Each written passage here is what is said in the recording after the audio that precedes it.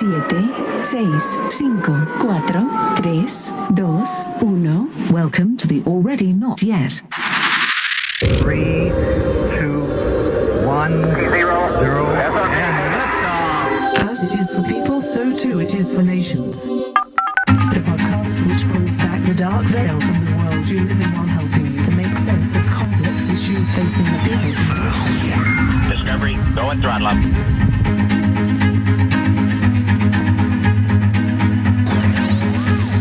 Discovery 4 computers now have primary control of critical vehicle functions.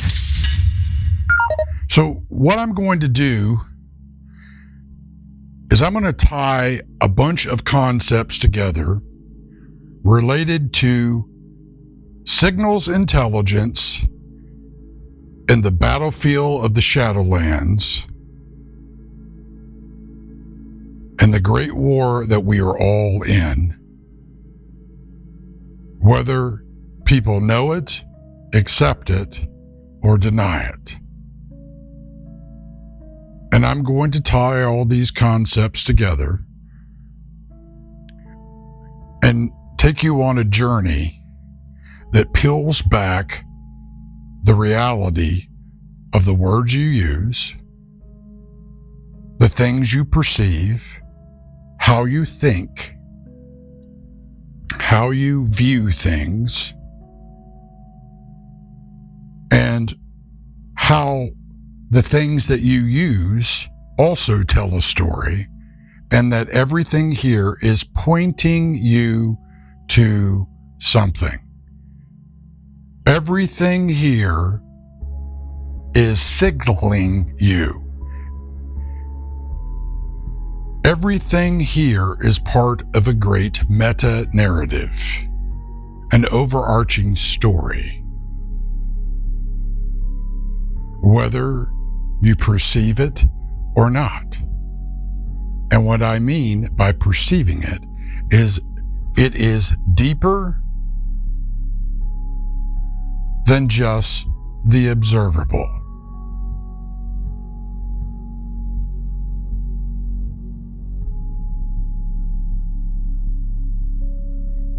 So here we are, another night at the farm, listening to the sounds of nature.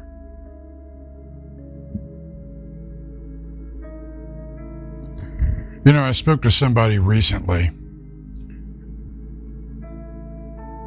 and I sent them one of my talks to listen to. And I found it interesting that the thing that they said prevented them from being able to listen to the audio was the high-pitched noise that seemed ever present in it.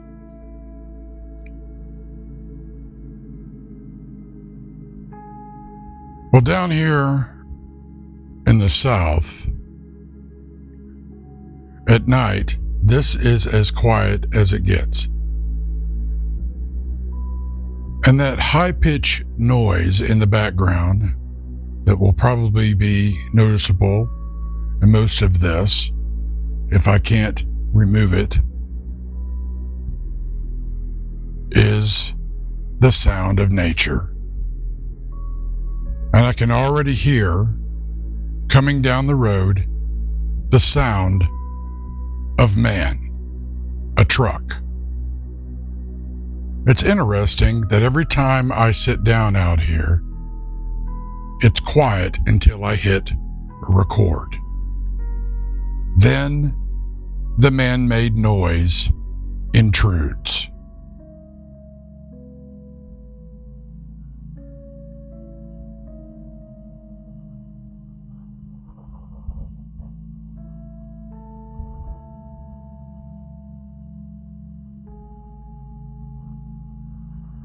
Listen to it.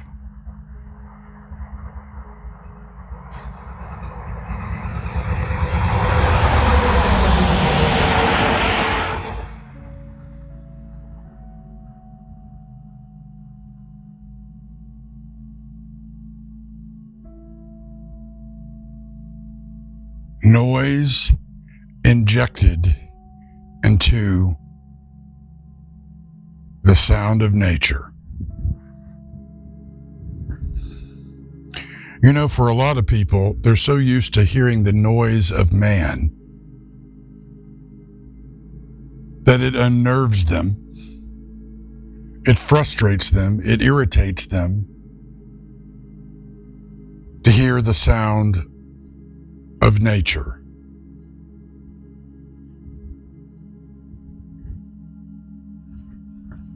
Now think about that. They're so used to hearing the frequencies of our machines, of the things that we build and create,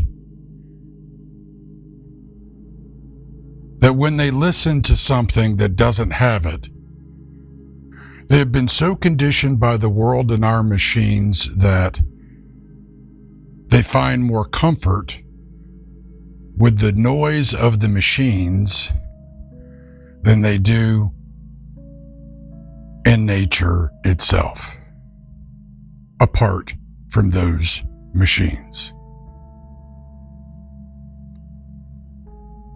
Why do you suppose that is? It is amazing, though. It's amazing that we're so conditioned by the sounds of our own creations that we don't like the sounds of nature at times. It's either too quiet or it's foreign to us.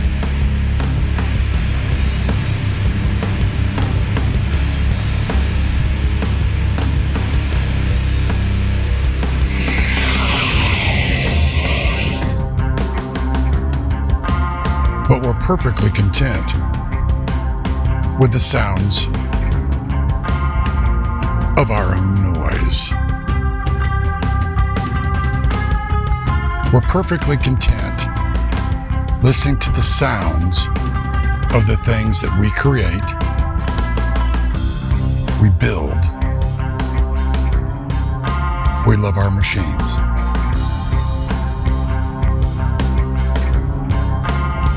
I'm 25 miles or so from the nearest town.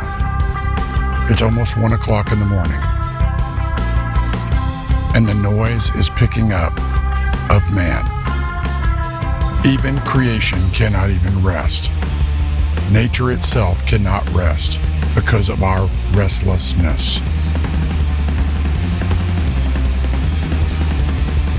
Hear it? Our machines ripping through the quiet like a roaring iron beast.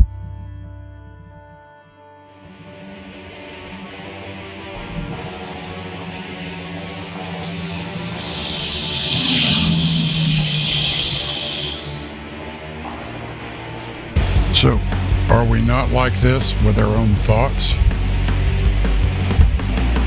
We'd rather hear ourselves speak than listen. We'd rather hear the noise in our own heads and ignore it than to listen to others and maybe learn something. So yes, we are conditioned to listen and accept and be comfortable with the noise of our machines.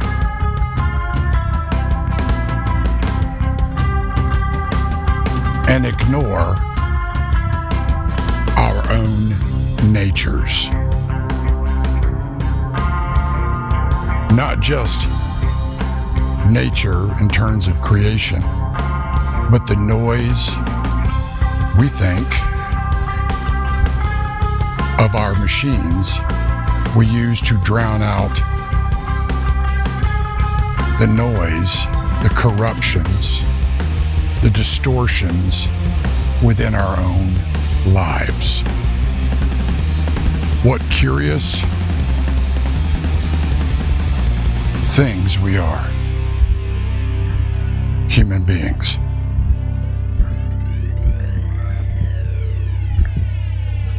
We mimic creation and create machines.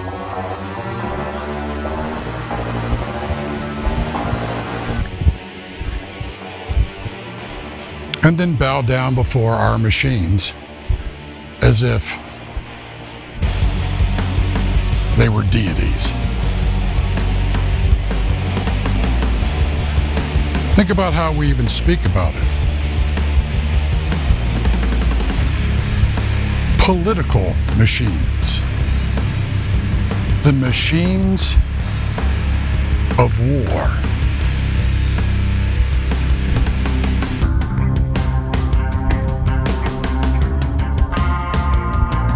Oh, we love our machines and the noise that they make, because we use that noise to self-justify our own noise. The noise in our souls, in our thoughts, and in our temporal mortal coils. We see our reflections in our machines, and we bow before them.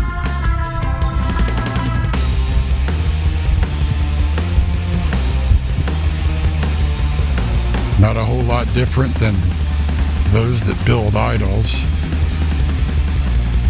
with their own mortal hands and using their own wisdom and knowledge base, and then worship before them.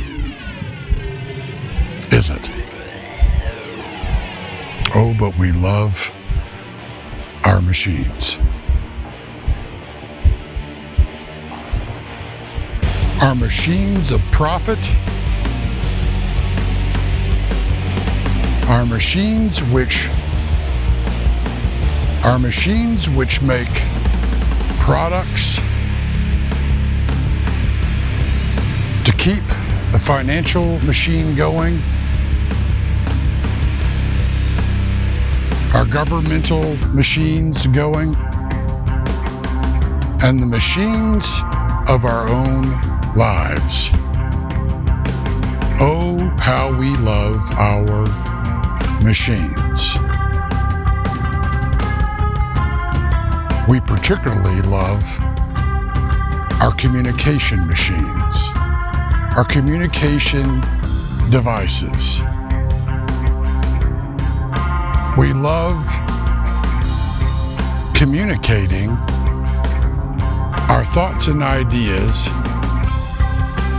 in entertainment and broadcast media, radio, television, social media, video, audio. But what we don't like is any signal,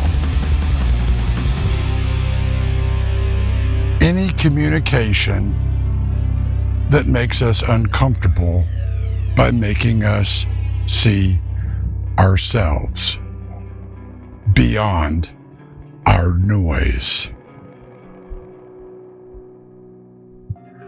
In our culture, the signal to noise ratio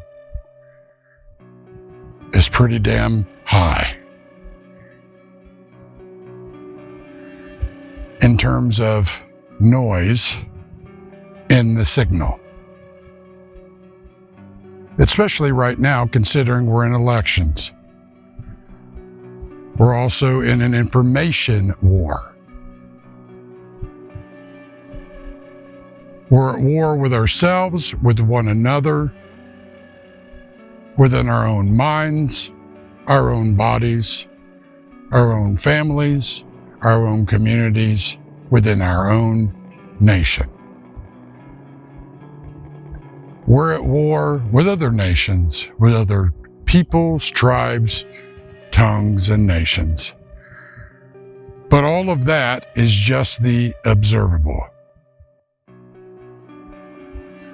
All of those are just signals pointing to a bigger war.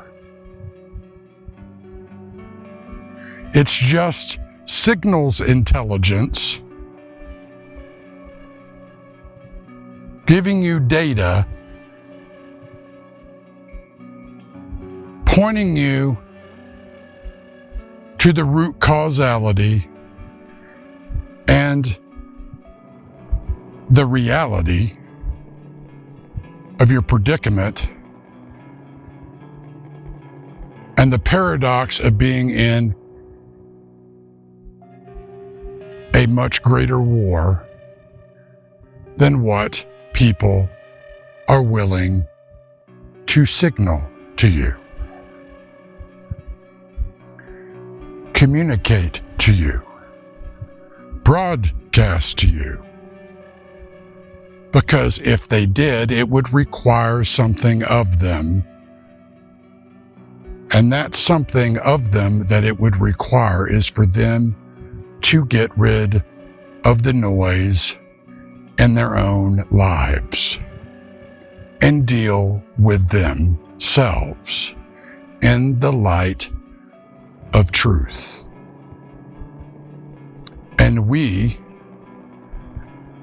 don't like that. We don't like to admit our failures, our insufficiencies.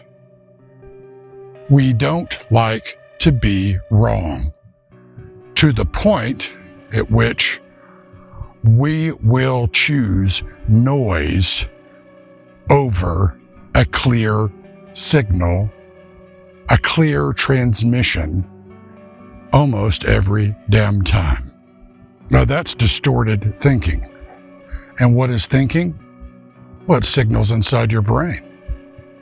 But it's bigger than that. It goes beyond just your physical machine and your software.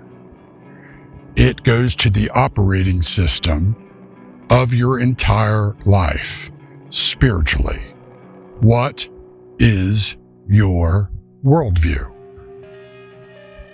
When we talk about communications, we often talk about noise in the channels. There's noise in the communication channels. There's distortion.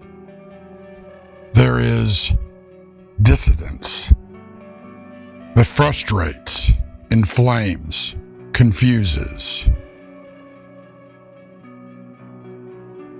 Information warfare has all of those components, and it is intended to inject noise into the collective consciousness, into the thinking and perceptions of the public.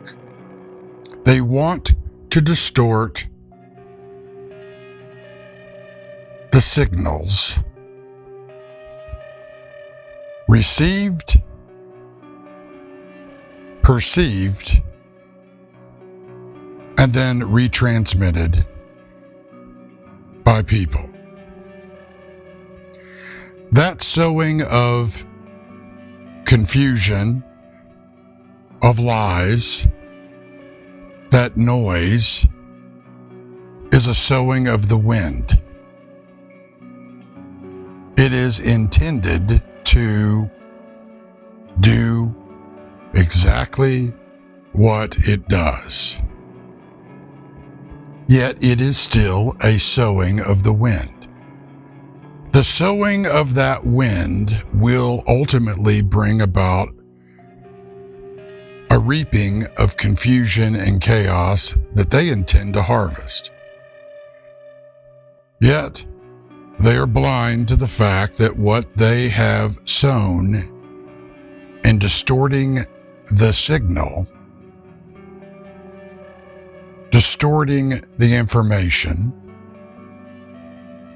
confusing people, enraging people, perplexing people, distorting their perceptions and their understanding, will ultimately be returned back upon them for having done so. One of the ways that you gather intelligence in terms of information, as in like the CIA, the DIA, the NSA, and the list goes on, right? That type of intelligence. One of the ways is through signals intelligence. Signals intelligence, or SIGING, is intelligence gathering by interception of signals, be it communications between people or from electronic signals not directly used in communication. We call that electronic intelligence. The previous one, right?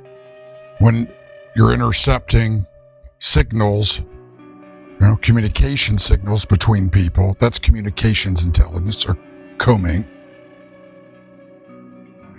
Electronic intelligence, ELINT, right? But signals intelligence is a subset of the concept of intelligence collection management, right? Because a lot of the sensitive information, most sensitive information, is encrypted. So what happens is signals intelligence involves the use of cryptanalysis to decipher the messages, right? And it has another concept known as traffic analysis, the study of who is signaling whom and in what quantity. And that's used, right? It's combined to integrate all those different means and methods, right, to come up with a picture.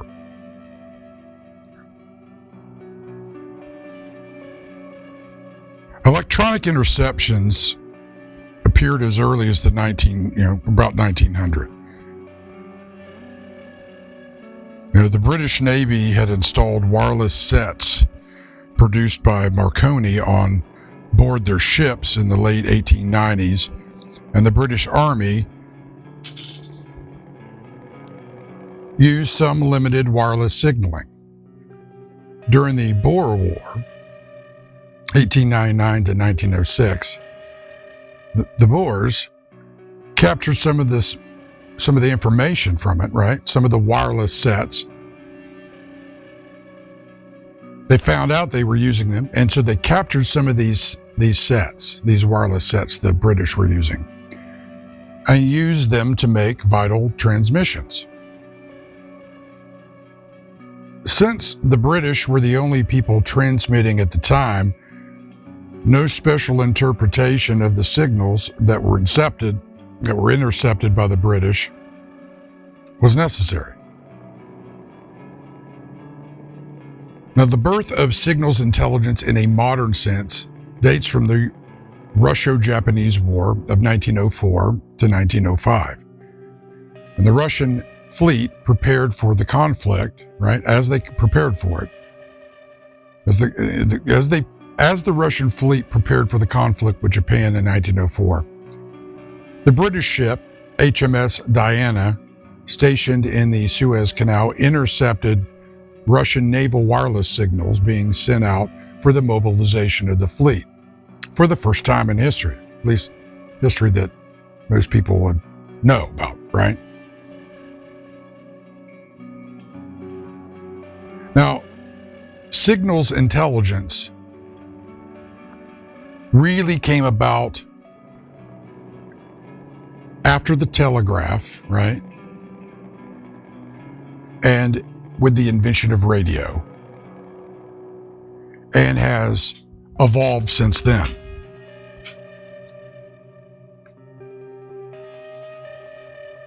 Now, signals intelligence, I can sit here and tell you all kinds of stories about SIGING. But the question is, why am I bringing it up right now?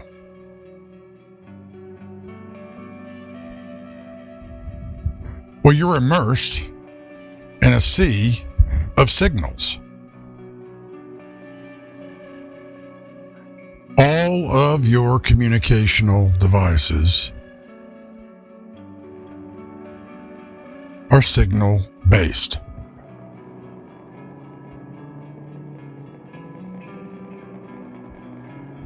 They transmit and they receive data.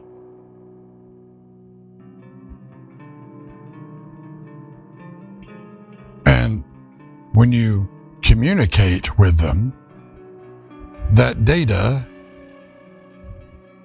is broadcast, that information is broadcast to those whom you are communicating with. That includes the internet and everything you do on the internet. That is a form of electronic intelligence that could be made available to those who desire to obtain it. Now, I'm not going to go into a deep dive on telecom and encryption and all that stuff.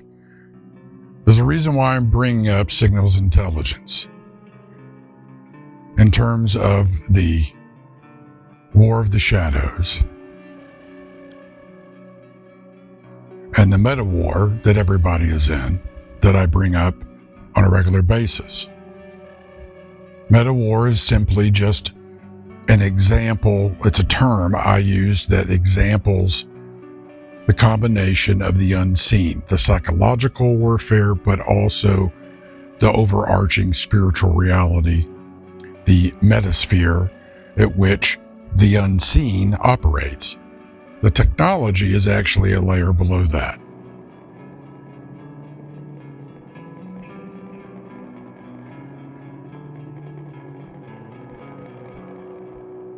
Everything you do communicates something.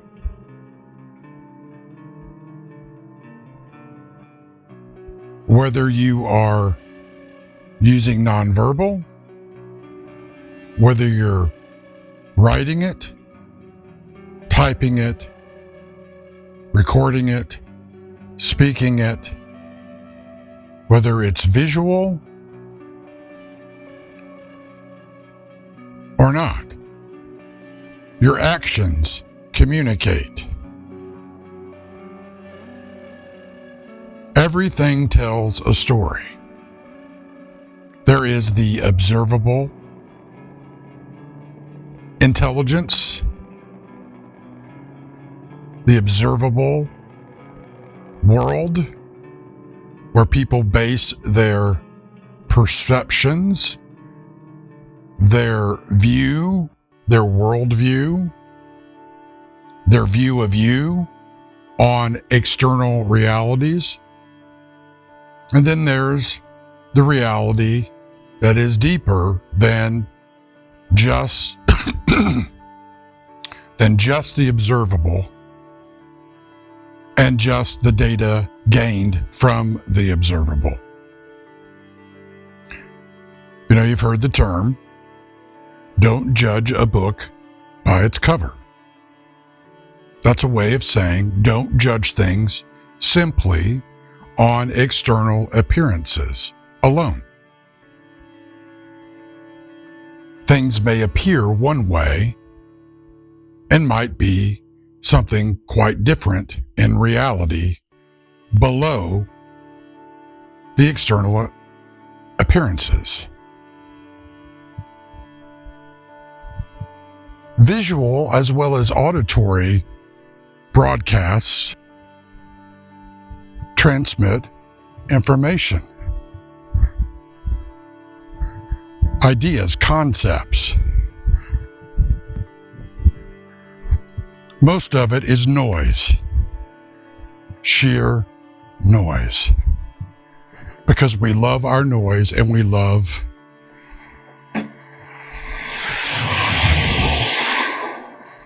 our machines of noise.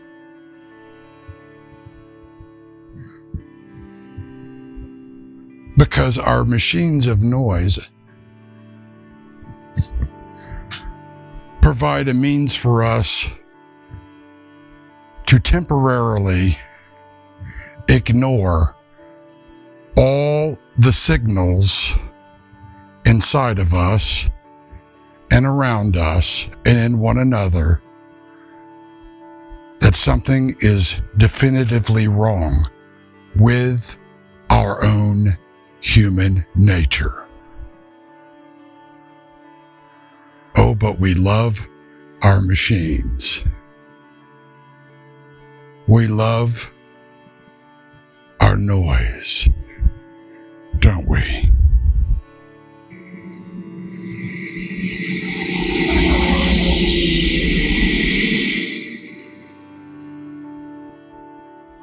But a noise-filled life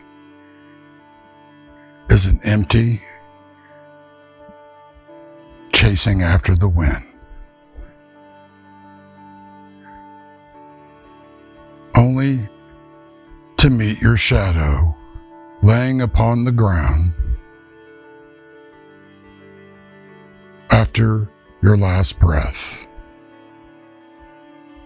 where there is silence when you stand before God. The concept of sin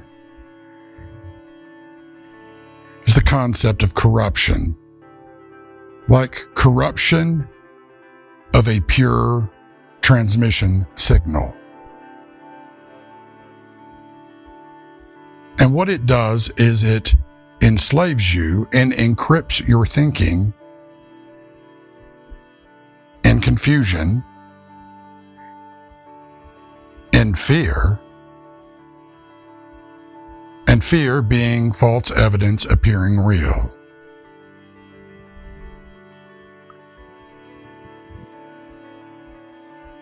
And it fills you with noise and uses you to inject more noise, more distortion, more confusion, more diversion into the global OS. Because the global OS is the collective of everybody else's operating systems inside their own lives spiritually. It is an aggregation and an amplification of everybody's good and bad, all of their distortions, all of their corruptions, all of their self-deceptions, all of their lies, all of their actions. It is an aggregation of everything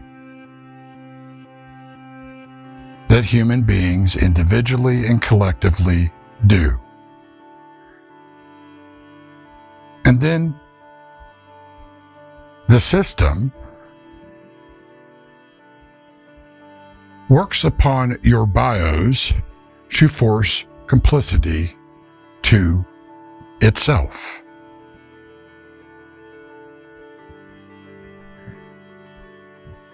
It uses malicious code, which is what sin is, to hold you in chains. Chains of fear and confusion, as I've said before. It is malicious code injected into all of creation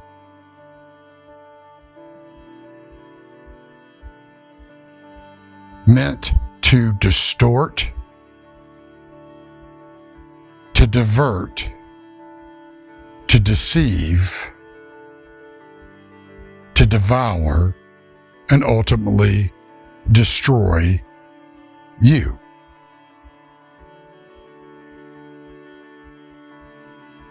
You're in a war.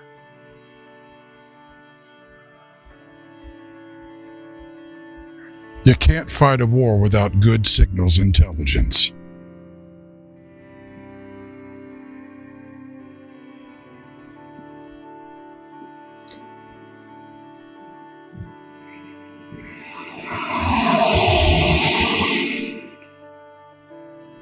but we love our machines. We love our noise.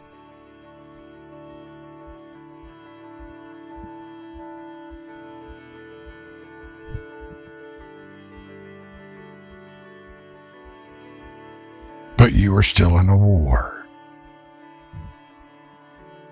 And you cannot discern how to deal with your adversary, much less go to battle, much less win the battle and ultimately the war, without good signals intelligence. And that means you have to grow from the inside out spiritually with the light of the truth, exposing what was previously hidden in the darkness from you, and grow in discernment that becomes your primary nature, your new nature. Because your old nature is riddled with noise and corruption. And you can't win a war fighting this war with it. You can only do it with the new, not the old. Information is key in any war. How you obtain it, how you analyze it, discern it, how you use it and implement based upon it your decisions. So this is going to be very important in terms of understanding the nature of the beast that you are dealing with, and understanding you and where you fit in to this war that you're in.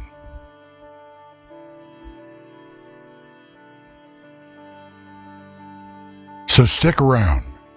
I'm going to take you on a journey. This is probably going to be a pretty long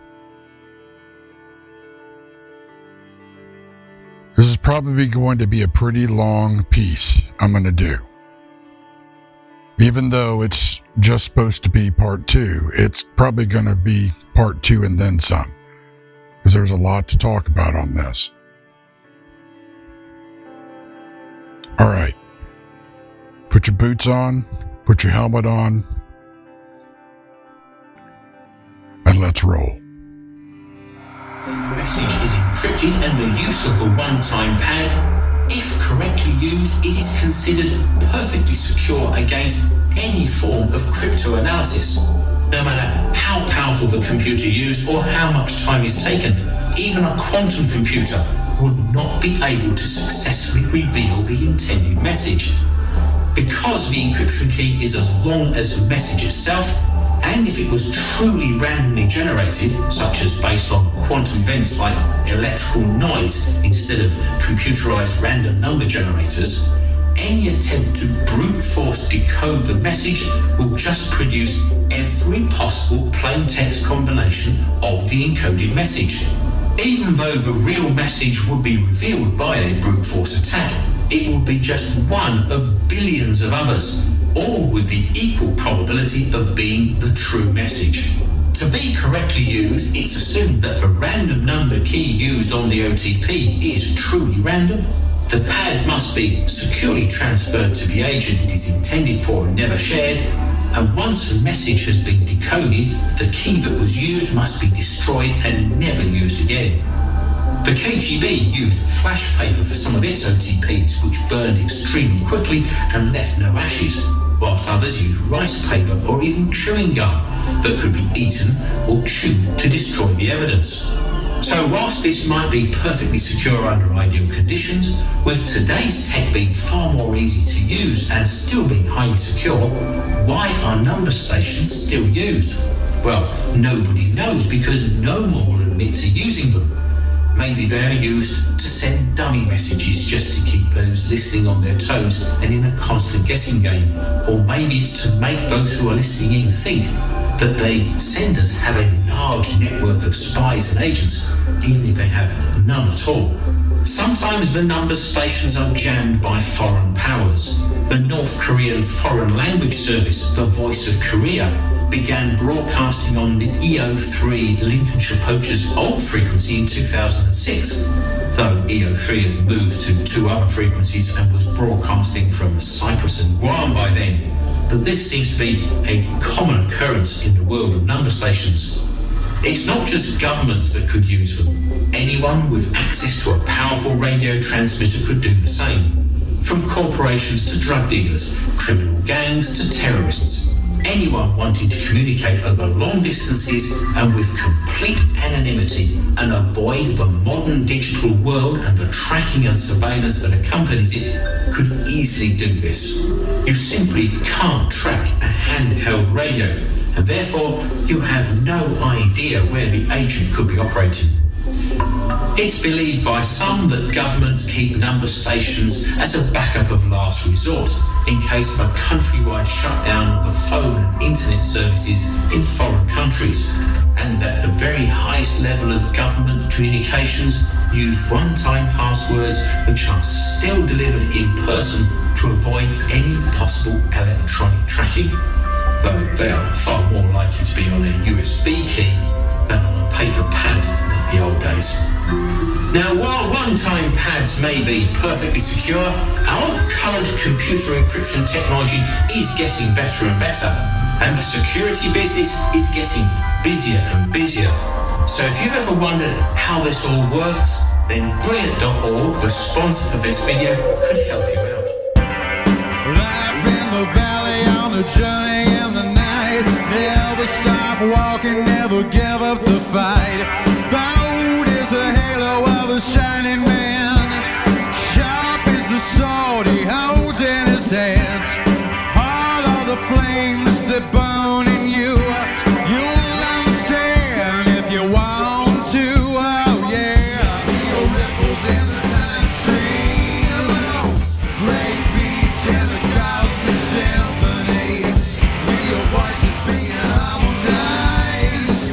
I'm the cube of the divine light.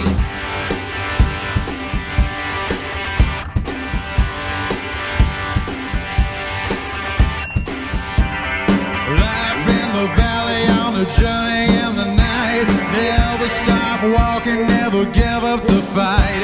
Bold is the halo of a shining man. Sharp is the sword he holds in his hands. Heart of the flames that burn in you. You'll understand if you want to. Oh yeah. Feel ripples in the time stream. Great beats in the cosmic symphony. Real voices being harmonized. I'm the cube of the divine light. Real ripples in the time stream. Great beats in the cosmic symphony. Real voices being harmonized. I'm the cube of the divine light.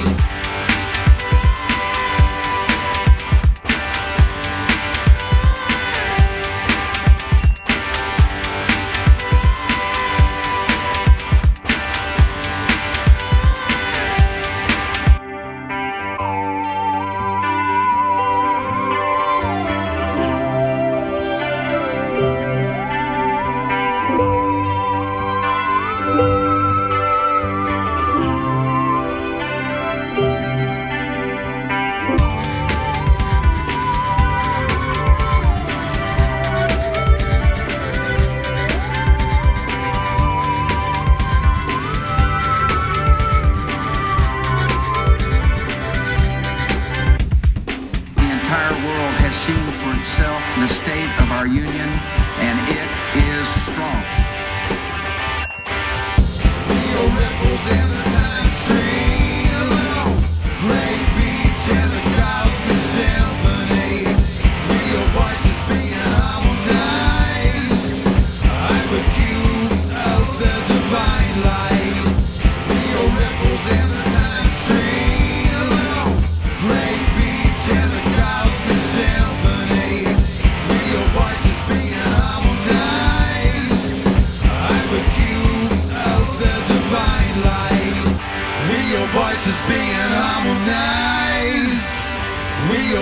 voices being harmonized.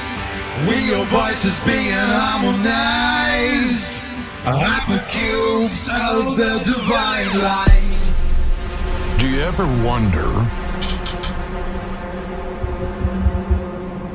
how others see the world that you live in?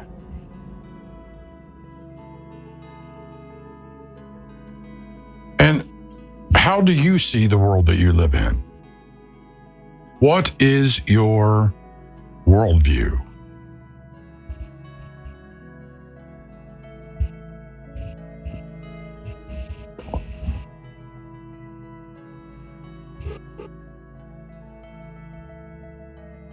I mean, think about it.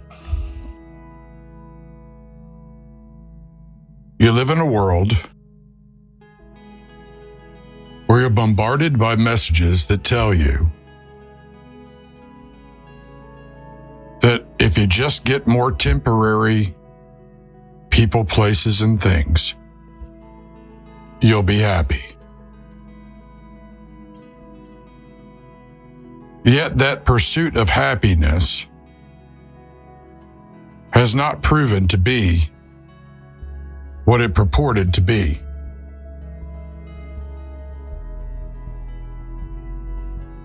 For everyone. Even those who have had the most success, gained the most notoriety, wealth, power, influence. It's still a world filled with tragedy, with human suffering. It always leaves you wanting more. Now, we consider that great marketing. That's in our system, in this world, right? Not just here in the United States, but around the world. Commerce functions on the concept of more.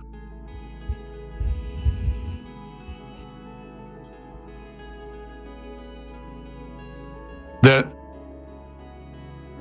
you must always have more people, places, and things. More money, more power, more influence, more control. And if you did, things would be different. That's what it always tells us.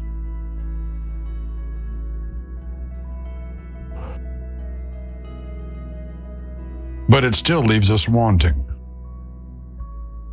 It still leaves us wanting more. It never offers true contentment.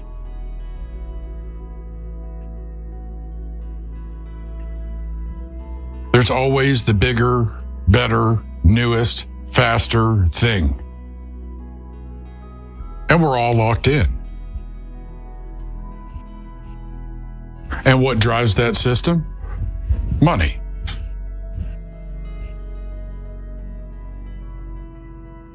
Money is the root of all kinds of evils. Chief among them, pride and control, as well as fear.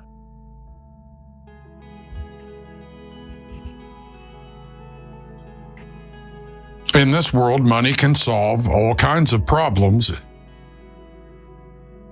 in the short term.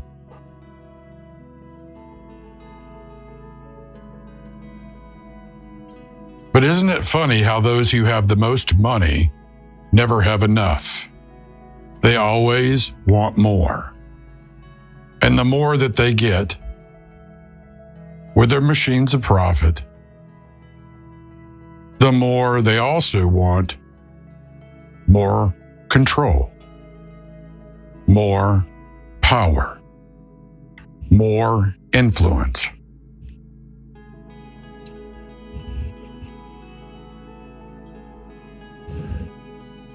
I think there's a reason why it is Jesus said it's easier for a king camel to travel through the eye of a needle. A camel to travel through the eye of a needle than for a rich man to inherit the kingdom of heaven.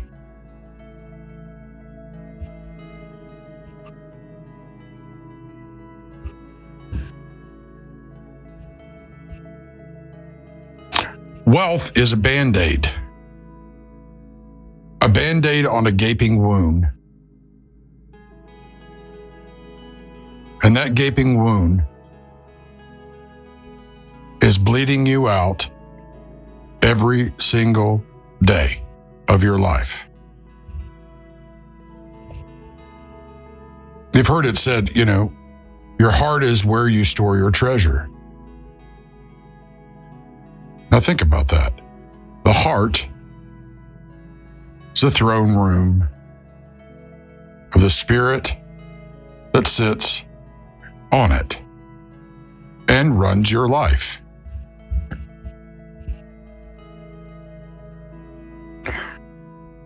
You have one of two spirits, two kings that rule on that throne in your heart. God, the God of truth and love and justice and mercy and humility, right? Or the lie.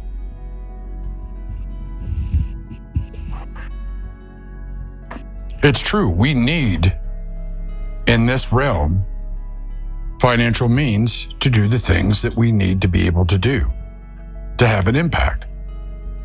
But when that becomes more important than anything else, getting the means, using the tool, or having more of the tool to be able to do things, it's amazing how little actually gets done in terms of moving forth the kingdom of heaven. Now, this isn't a diatribe against people that have wealth. It's not what you have.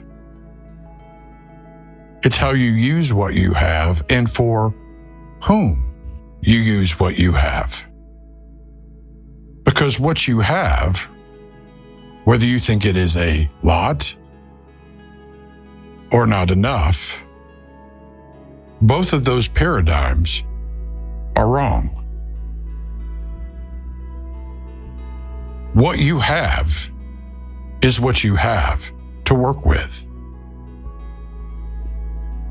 And God will bless that when you dedicate what you have, what He's given you, to Him, regardless of your circumstances. Oh, but that's not true with the king of lies. That's not true with the mammon, the worship of money, the god of wealth, the father of lies.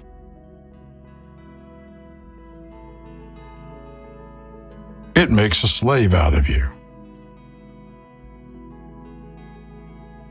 In my last few talks, I talked about wealth, power, wisdom, luck of this world being symbolized by the red dragon. It also symbolizes war. Why do people fight most wars? Pride, fear, confusion, and to kill, steal, and destroy others because of who, what, and where they are, and what they have, or what they may take from you, or what you think they may take from you. You see how everything here is constantly gaming you. It's deceiving, it's misleading, and it's always offering empty promises.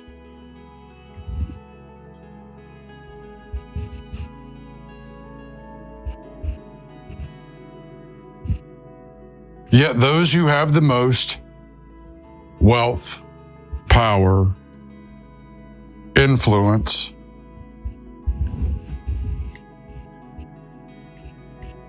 never have enough. So what does it profit a man to gain the entire world and lose his own soul?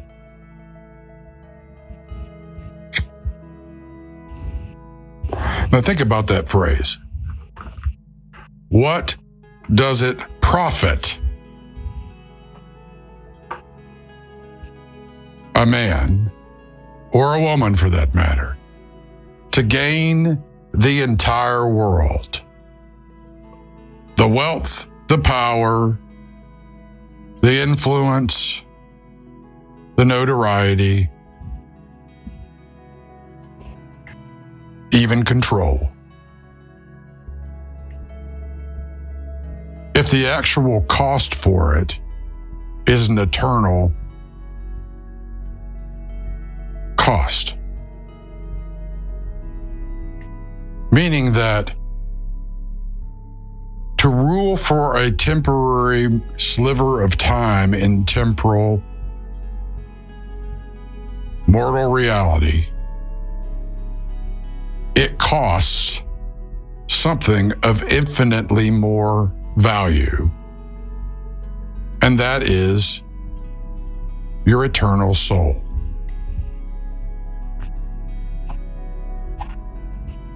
Yet our entire system is built upon this, is it not?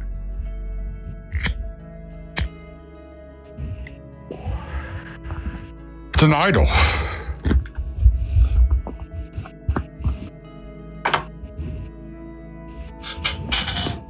We pursue our happiness in the futility of the temporal, lying to ourselves, telling us more temporary things, places, and people, the next novelty, the next thing, that'll do it. That's all we need in the whole world. And then we'll be content. We'll be happy. But we never are. We're always restless.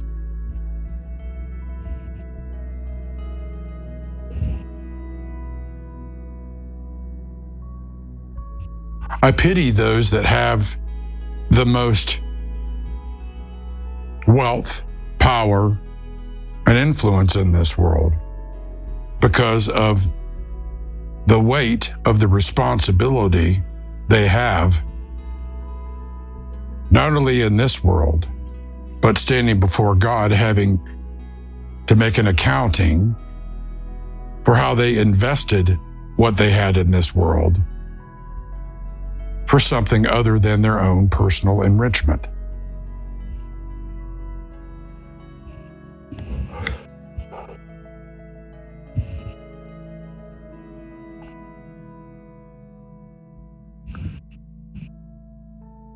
Those who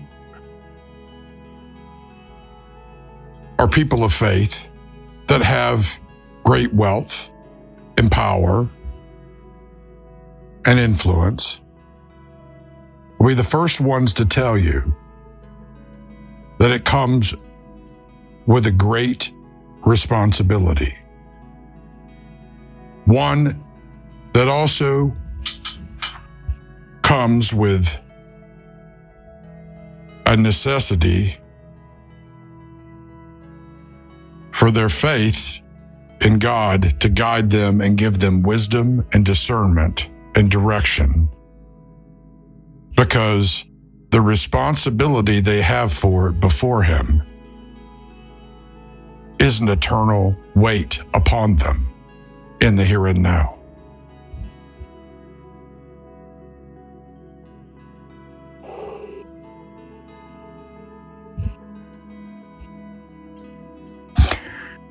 It's not their wealth, most of them will tell you. It is their stewardship of the wealth that God has entrusted to them.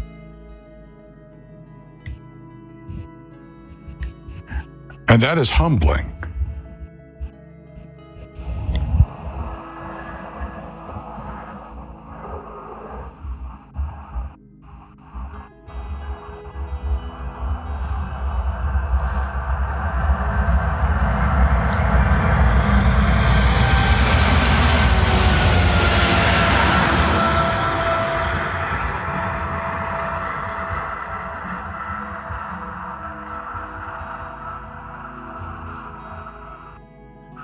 You know, when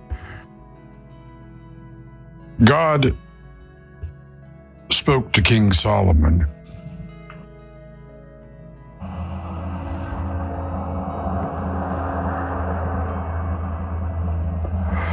he said, "You can ask anything of me and I'll give it to you."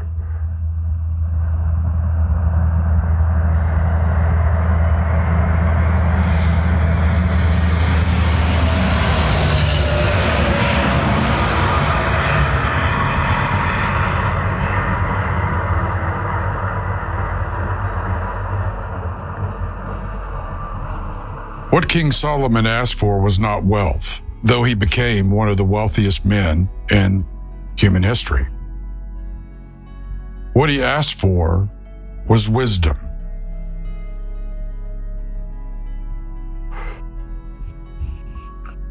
If he had known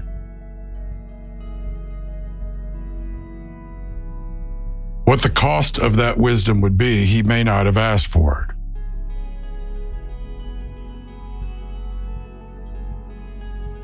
Because wisdom comes with many sorrows.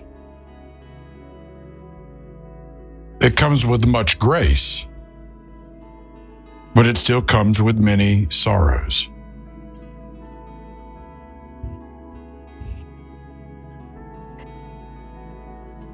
You should read the book of Ecclesiastes.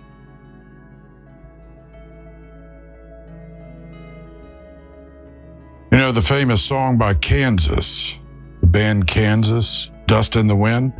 It's from the book of Ecclesiastes.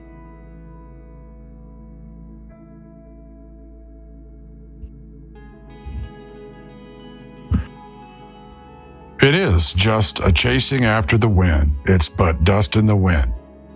Because everything here that we amass, made of the temporal, gifted in the temporal, of the temporal, we leave behind.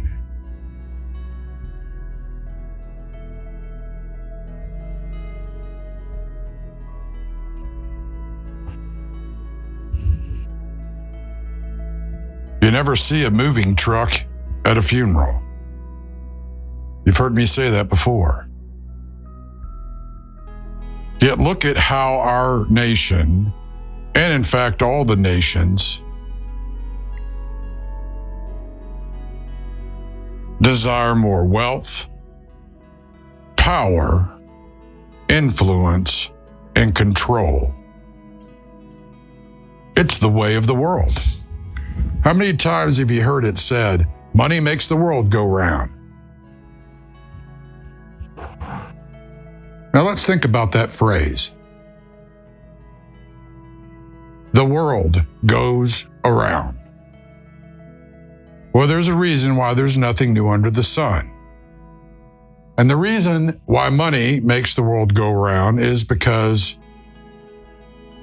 the worship of temporal things,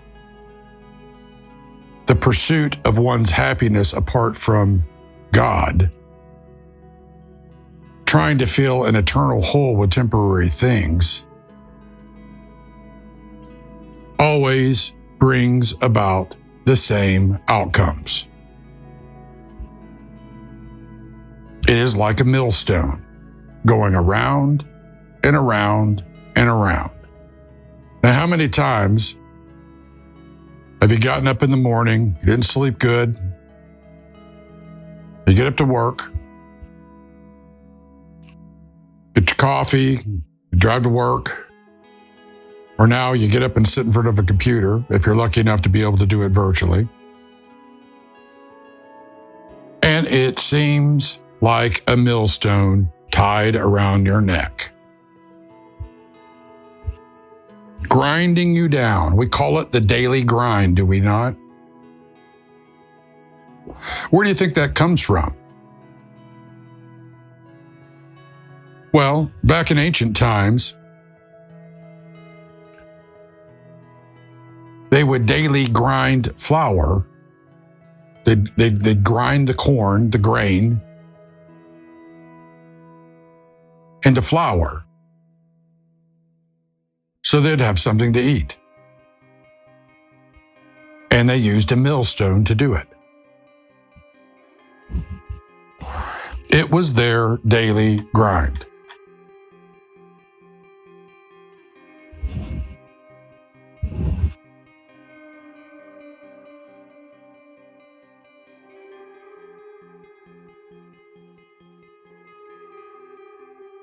So you're not alone.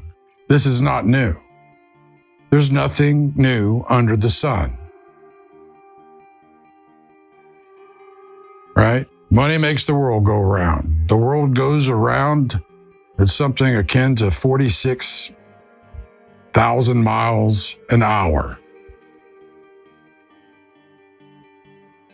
It's spinning fast.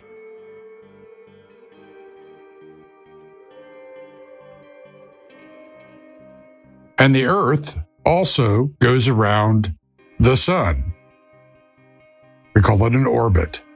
The moon goes around Earth in its orbit.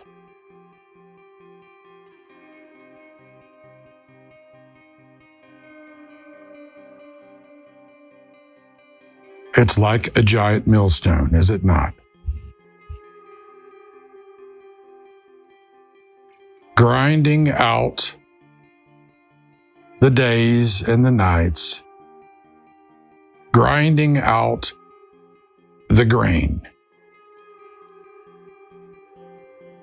So one of the metaphors for the good seed and the bad seed, the Bible loves to use agricultural terms, imagery from farming. Right? All the way back to the very beginning. The good seed and the bad seed. The serpent seed and the seed of the woman.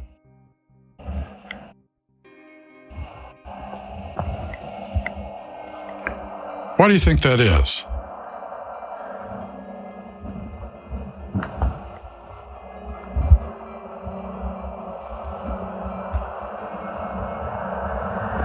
As you listen to another truck going out to grind the grain today.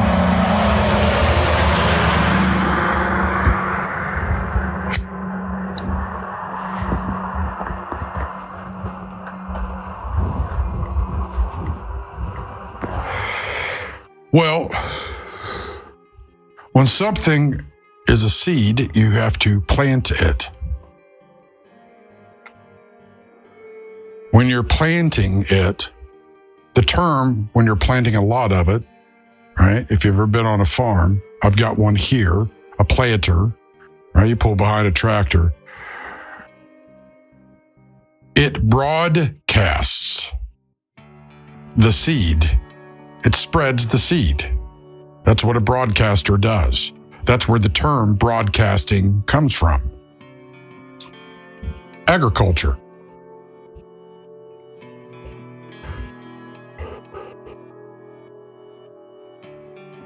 And you're either sowing good seed or bad seed on good ground or degrees of bad ground when you're planting seed. That seed is also determined by the weather in terms of its germination, which are regular patterns, right? The seasons. Why do you think we use the term seasons of life? Where do you think that comes from? Where do you think it comes from when I say something like this, which you've heard me say many times before? You will reap what you sow. Well, what is sowing? Sowing is broadcasting seed. It's planting seed. We use the same terminology in financial terms.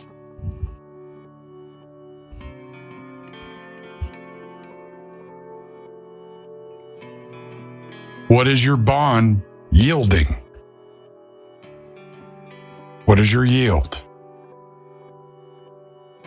You've got to have seed capital, right, to start a business.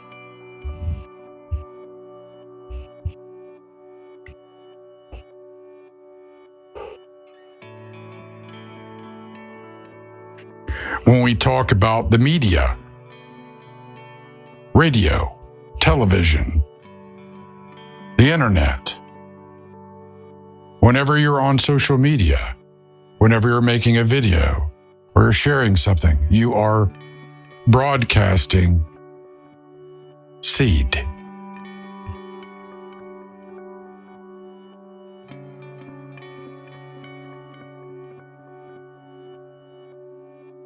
You're either broadcasting good seed or bad seed.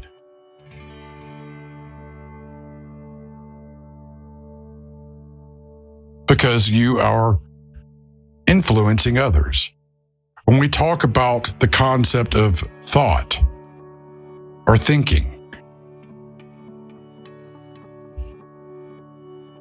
and communications, all the technology that we use to communicate uses broadcasting technology, radios, television, and internet. Why do you think you have wireless communications? It's broadcasting a signal.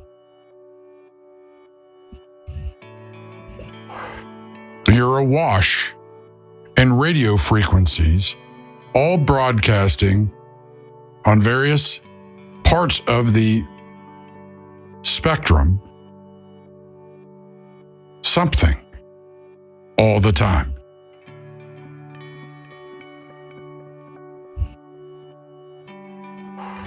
Why do you think that you would be any different? After all, your body, your physical body, acts as an electrical device in many ways. If you look at how your neurological systems function, how your heart functions, your brain functions, how your muscles contract and relax, right? It's through electrical charges. Your body is electric in many ways. You're both an antenna receiving information and a transmitter broadcasting information. That's what communicating is. I'm doing it right now. I'm broadcasting a signal.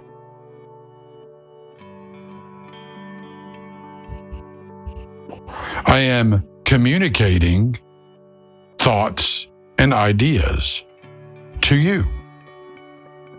I'm acting as a transmitter in a way.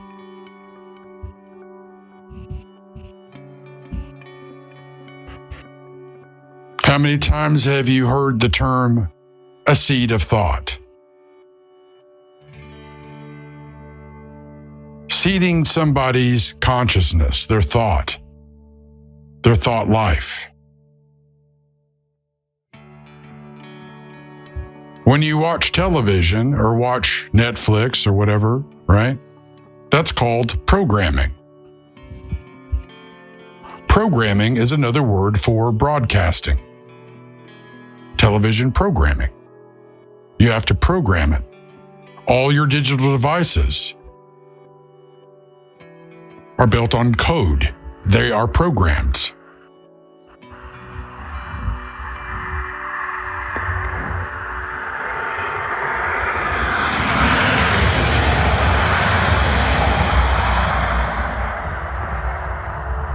hardware and software work together.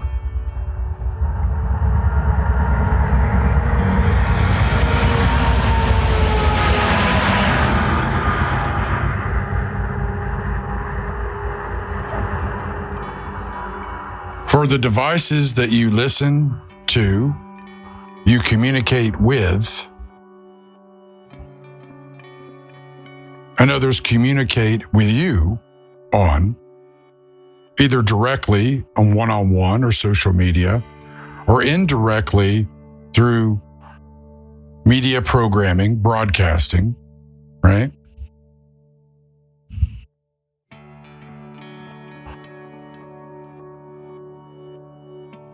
It took programmers to write the code so that those devices will work to enable you to do those things.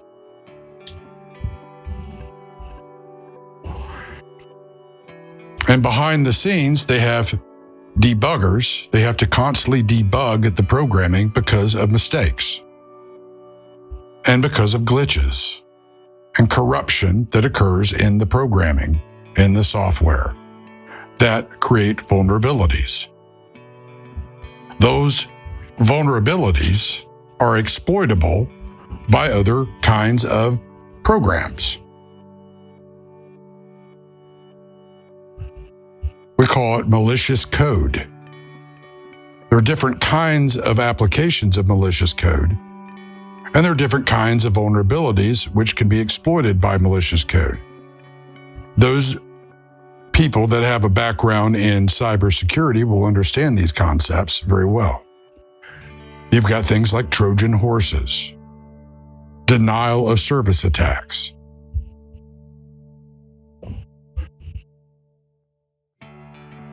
The people that are exploiting it are outputting, they're transmitting that malicious code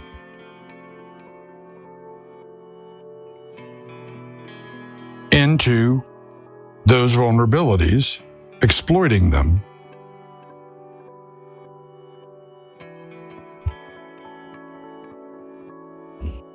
They are broadcasting a signal. And a signal is encoded information.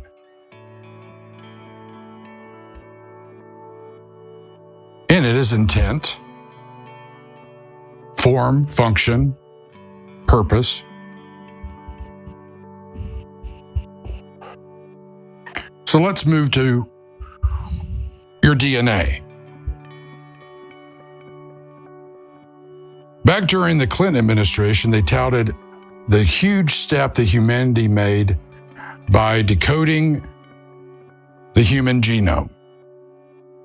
There was a big deal, a human genome project. Now, they decoded it. Now think about that. They decoded the human genome. Now they can edit it. They can edit genes. They can edit your DNA.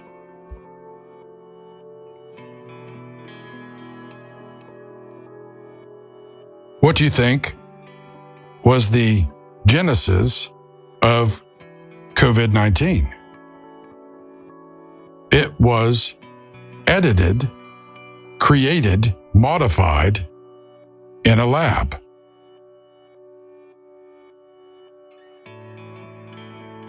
Now, you can say a lot of things. You can question the intent behind it, which is what everybody's doing. Why would you do that? Why would you question the intent of a lab or a nation state that ran the lab that decoded a virus and then modified it? Well, clearly, it created an exploit in the nations where that virus spread. That shows intent. if nothing else, and how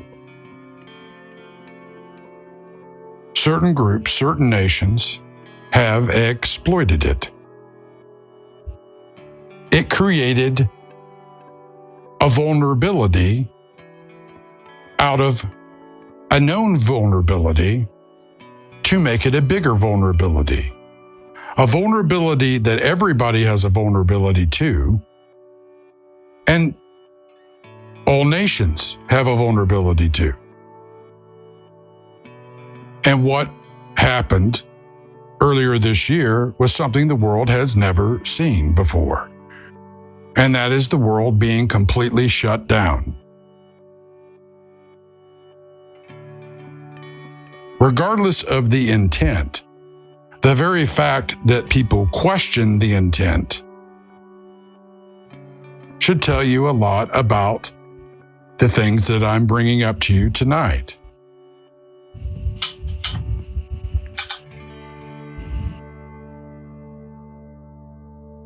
There's the law of unintended consequences, and then there's the law of intended consequences. That's information. It's encoded in the action. So are the consequences.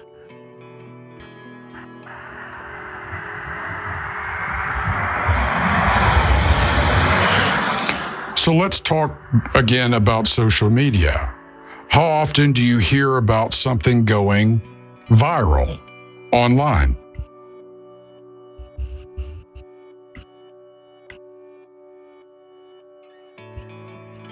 A news story, an idea, a meme, a video. When something goes viral, it's borrowing from epidemiology. It mimics epidemiology in how it spreads, just like a virus that makes you sick. When it is done with malicious intent or unintendedly spreading something that was, right? Just like people spreading COVID-19 unintentionally. Who's to say that it wasn't spread intentionally as well? There are cases that we know that people intentionally tried to make others sick. Same thing happened during the HIV crisis. There's a pointer towards malicious code at work in the thinking of the individuals that would do such a thing. There's malicious intent.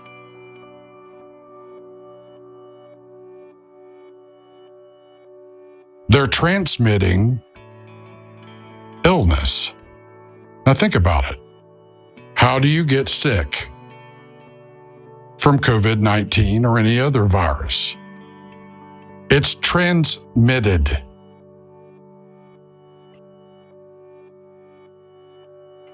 Transmitted to you from someone or something else.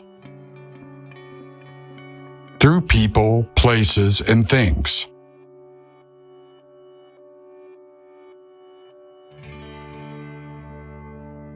What else is transmitted? Signals. Broadcasting. Programming. Ideas. Concepts. You communicate them. Diseases that can be spread, that go viral, like the same ideas and concepts that go viral on the internet, right, are called, when it's a sickness, an illness, a pathogen, it's called a communicable disease. Now think about that.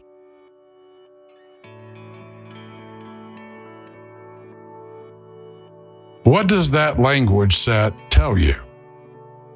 Because it's saying something to you. It's communicating something to you.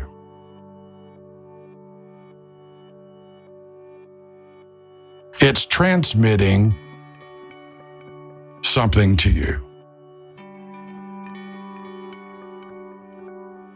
So if you can be infected by a communicable disease, why do you think that you cannot be affected and infected by a communicational means? Be it in social media, be it in the broadcast media, or be it one-on-one with individuals. How would you know?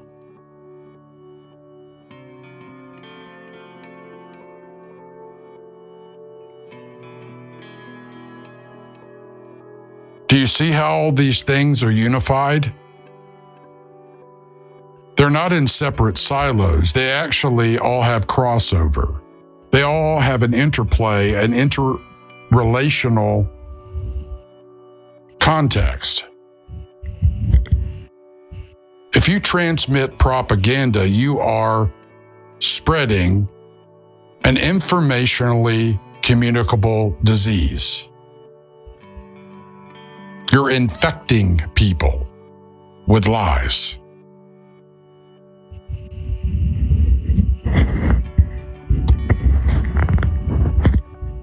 You are broadcasting bad seed.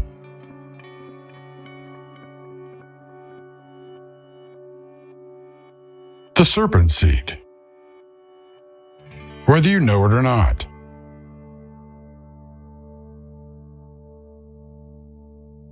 You are transmitting a signal that is disruptive, distorted, and destructive to others, whether you realize it or not. Just like if you're a carrier for a pathogen, but you show no signs of the symptoms of being ill, you may very well infect people who will show those signs and get sick.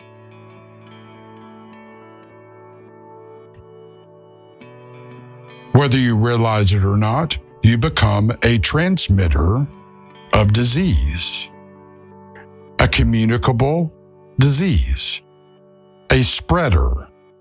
And what is a spreader in agriculture? It's a planter. It's a broadcaster. It broadcasts seed.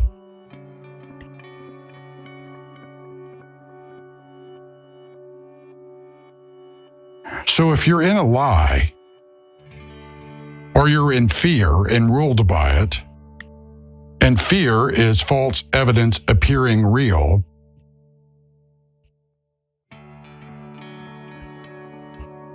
you are transmitting that and projecting that out. That's what a broadcaster does. That's what a transmission does. You are spreading that lie, your fear, what controls you, the false evidence appearing real, in a communicable way, online and not online, with others. In a social setting, we call it slander, gossip, right? Accusation, confusion, false light.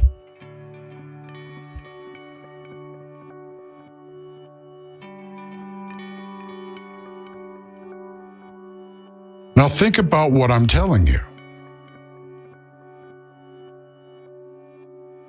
The very systems that you use to communicate, the social media in particular, the platforms are designed to be addictive. They actually change you from a neurological state of being to another neurological state of being. It alters your perceptions, and it does it at such a subtle level you don't even realize it's happening.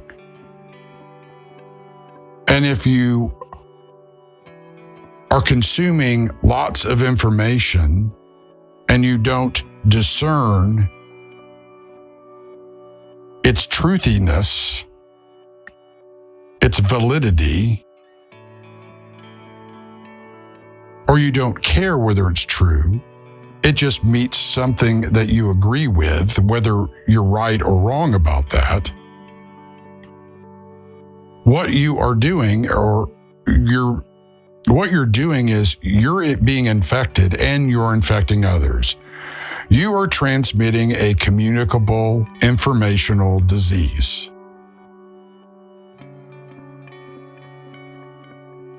You are, in a way, acting as malicious code.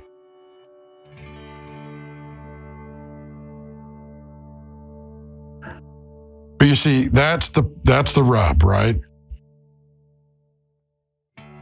That's the vulnerability of the temporal, of the flesh. It's corrupted. What do we say happens when malicious code gets into a network and messes up all the data, makes it unusable, or scrambles it, or destroys it? It's corrupted it. Right? The data has been corrupted.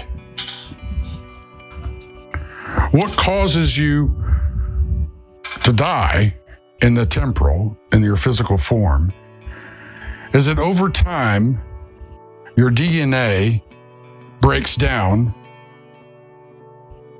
because your DNA has a temporal lifespan. The way it functions is it functions in a way where it copies itself and comes back together. I'm not going to go into very specific details. I'm going to keep it very general. But over time, it weakens.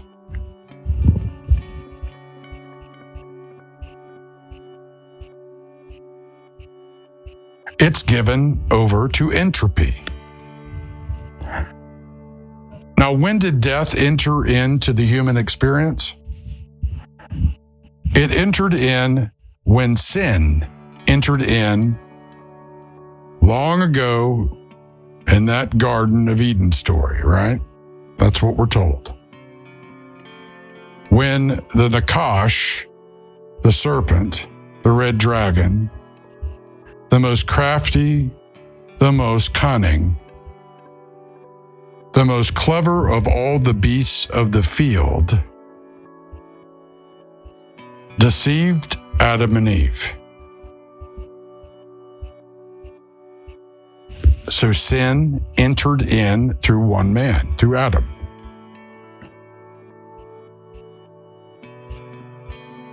Salvation entered in to reverse the curse through one man, who is the God-man, who is fully God and fully man, and that is Yeshua, Jesus.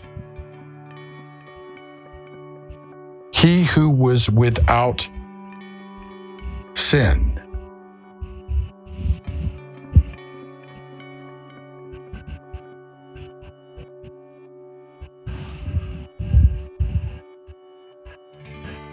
The good seed.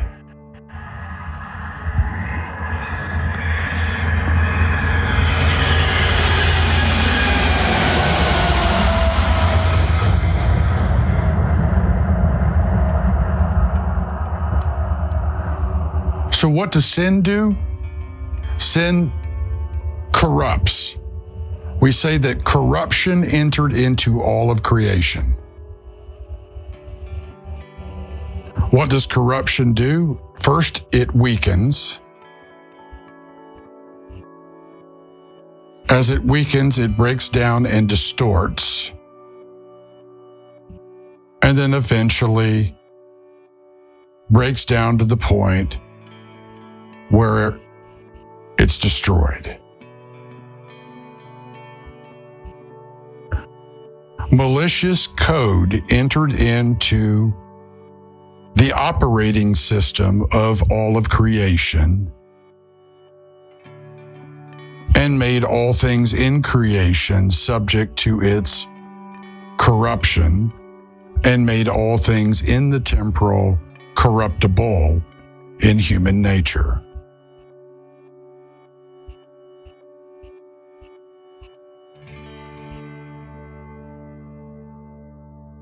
Why do you think it is that we speak so much about corruption, malicious code, and the destructiveness of it?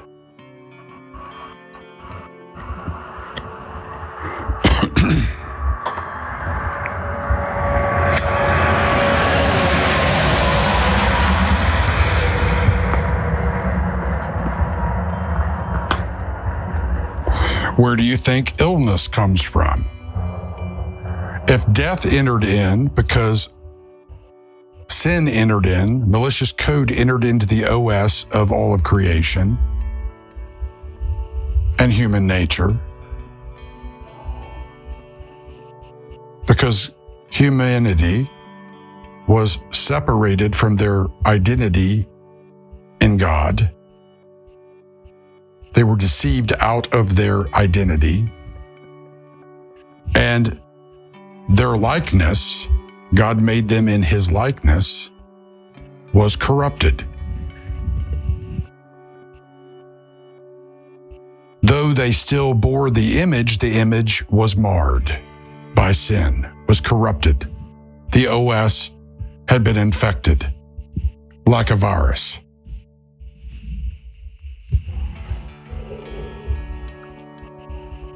And so their nature became less like God and more like the beast, the serpent, the red dragon, the Nakash, the father of lies. And what is a lie? In short, a lie, is a corruption of truth. It's a distortion, a confusing, a mixture. It's deconstructive.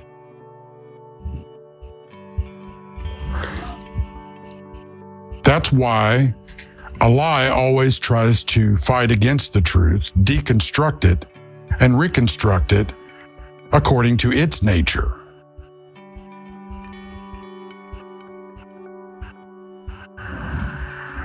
That's death.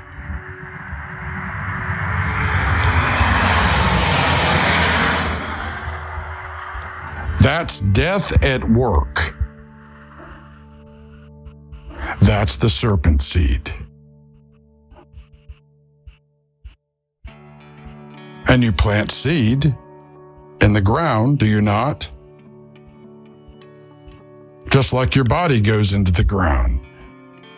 Just like your shadow lays on the ground, cast to the dust of the earth from the light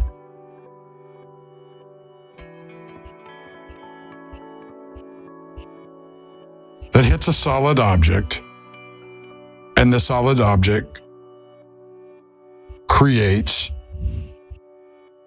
right? Allows for the creation of that shadow on the ground.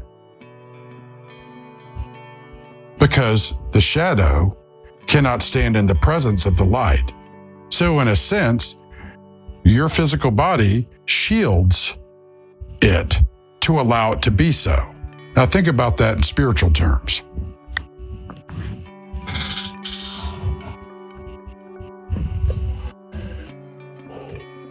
Remember me telling you in the last couple of talks from here at the farm about how the fallen powers and principalities, right? What dwells in the flesh, what runs the world domination system, ultimately the powers of darkness, the father of lies, the Nakash, Satan, right? Needs you to shield it from the light that exposes it. And it does that by deceiving and enslaving you to force you to do it, because it is in pride and cannot admit that it is already defeated and that it needs you. It wants you to need it. It is a lie.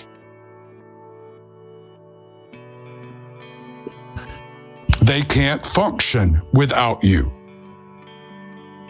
The lie can't exist without the truth. The truth exists without the lie. It doesn't need a lie to exist. It exists regardless. It exposes the lie.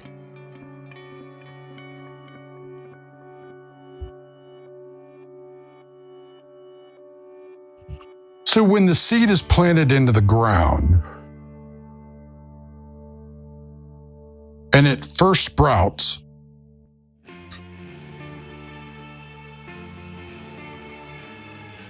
it looks a lot like the good seed, right? When you plant a garden, you plant wheat. The weeds and the wheat, when they're young, look the same. It's hard to tell the difference.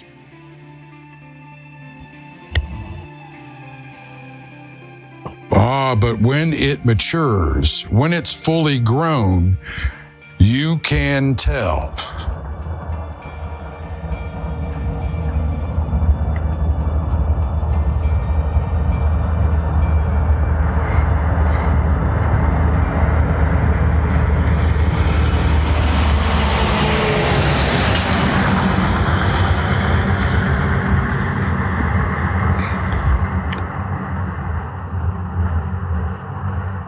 So when sin is fully mature, it gives birth to its kind, its own fruit. The fruit of lies, the fruit of pride, the fruit of a lie and pride is what?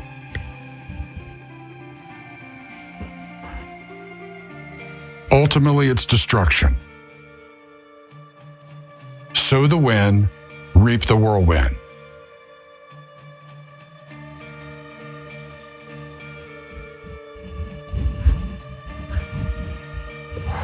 You know that wind creates a frequency or set of frequencies?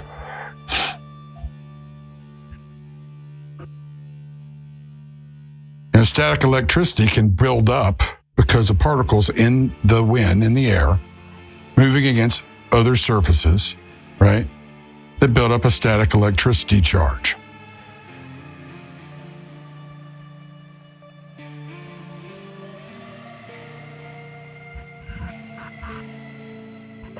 If you sow the wind of false doctrine, the wind of lies, deception, confusion,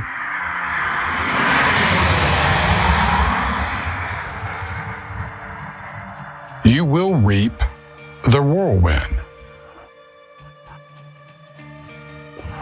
A whirlwind brings destruction, confusion, chaos.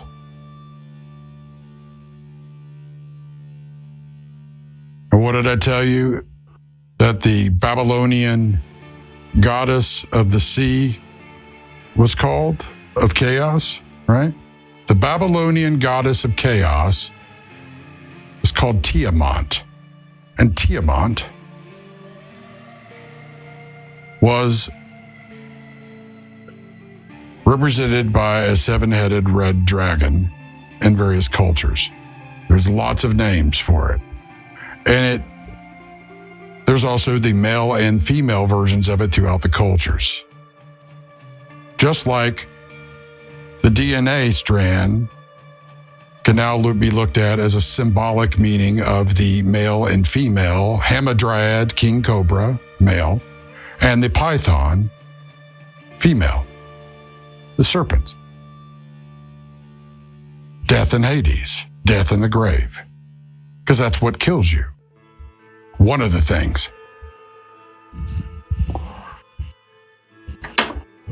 Your DNA breaking down. Because everything that's forged of the temporal is temporary. It has a temporary lifespan.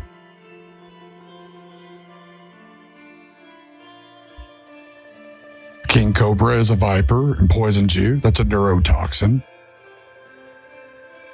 then swallows you whole, right?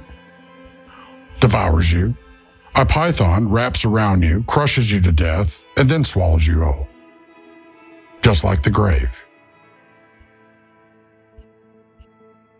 It squeezes the breath out of you. What happens when you die? You breathe your last breath. In the temporal. And you blink one last time, and then you're in eternity. That's why we say it's appointed once for people to die. Then comes the judgment. You stand before God in a blink of an eye.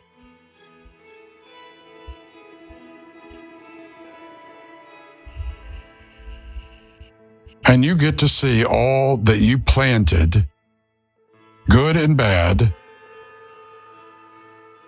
the good seed and the bad seed, and you find out which seed you are, if you don't already know. And of course you do, before you even blink that last time.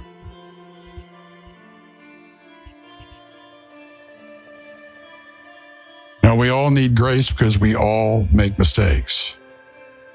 God works all things together for the good of those who love him and are called by his name.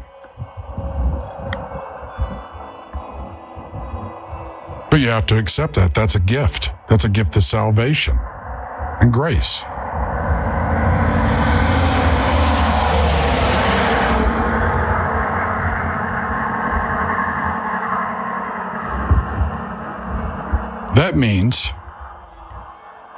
That means you have to be humble enough to realize your predicament and that your works and your wisdom and your flesh, according to you, are insufficient.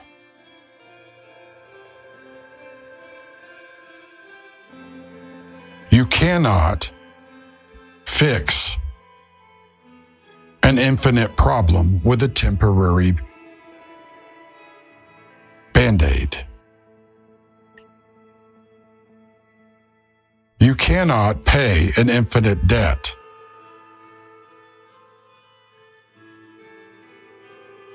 Once you're standing in the infinite and have based your entire life previous in the temporal, having denied in pride your predicament in your flesh.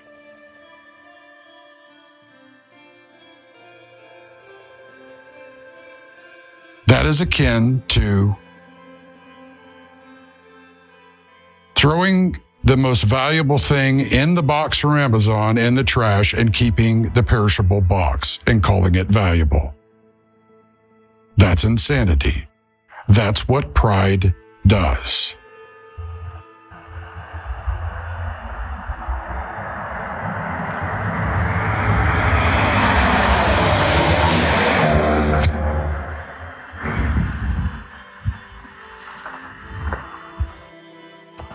What was the valuable thing you would have thrown out? In this case, you would have lost your soul. Instead of forgiveness, you chose condemnation. Instead of salvation and eternal life, you chose damnation.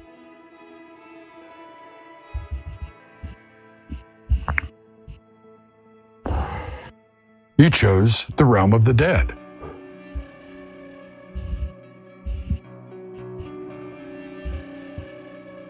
That's where all the bad seed remains. And because it is of its darkness, because if you live only for the temporal, you follow your temporal body where it goes when it is dead. Right where that shadow is on the ground. Ashes to ashes and dust to dust.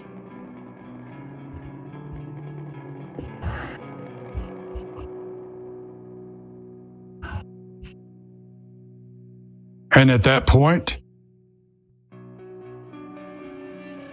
you have lost everything, temporal and eternal. And for what?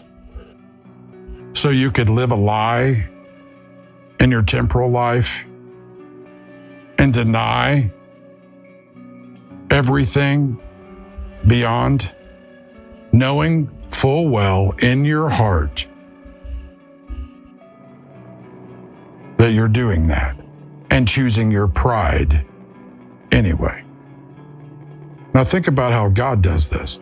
How many times have you heard stories about people nearing death coming to know the Lord?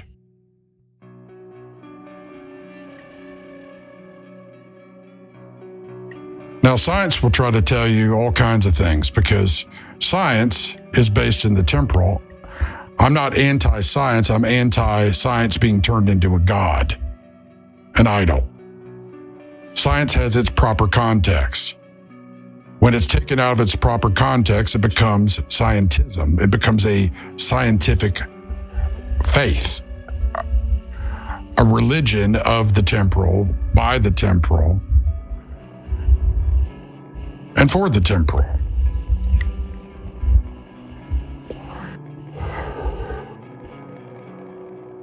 But it's out of context at that point, and it corrupts itself. You can see that happening every day, and how things are misappropriated,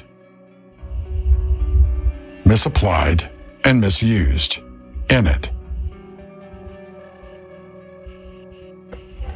by people, either intentionally or unintentionally, through corrupted data. And then people go and they transmit the findings as if it was issued forth from the throne of God itself, and they don't even bother to look to evidence that it may or may not have been in its correct context. And if something is not in its correct context, you may have great observations, but where you take it after the observations are made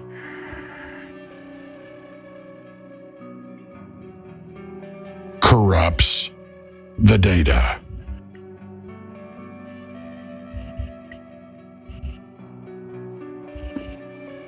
And then those that take that and transmit that information to others spreads the confusion, spreads the corruption,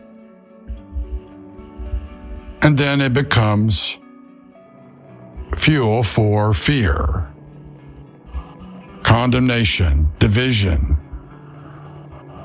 Fear being false evidence appearing real.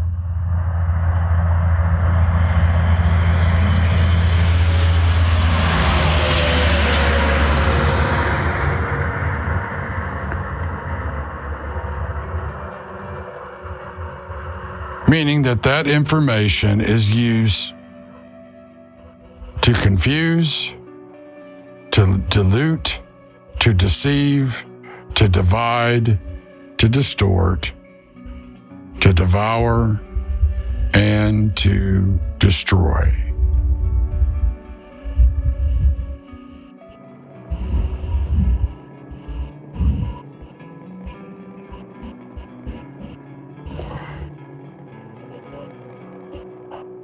And so when scientific findings that are corrupted spread around the internet and the media broadcasts them, they are broadcasting bad seed. There are consequences to broadcasting bad information. And those consequences aggregate and amplify the more it's spread and the more that it's used to make decisions. And those decisions, if based upon it, are bad decisions based on bad data, bad information, they are misled.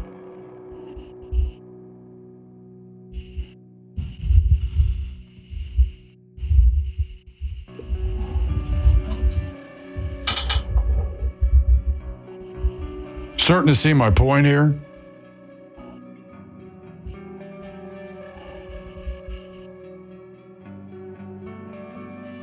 That is a problem.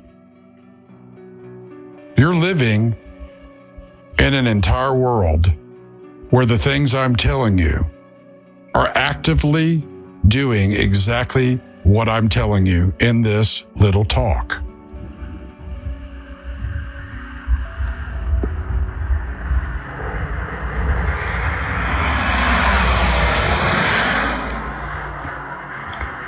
You live in the Shadowlands of confusion. So people, if their minds have been blinded by the spirit of the age, by lies, have no discernment,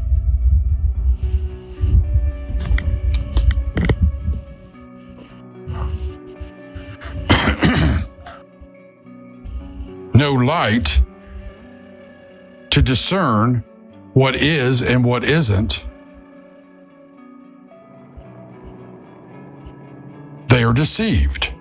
They are ruled by fear, false evidence appearing real, and they are enslaved to their fear and their confusion, and, like I said, become proxies.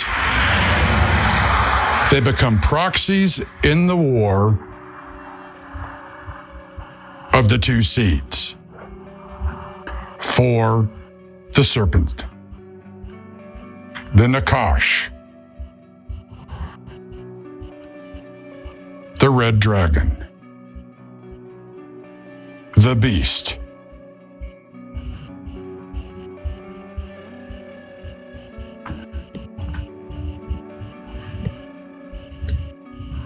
and they don't want to admit it because they would have to let go of their pride. And the longer that they hold on to it, the darker their minds get. As I wrote in the lyrics of a song, their mansions of mind turned into the ghettos of lies. As it is for people, so too it is for nations.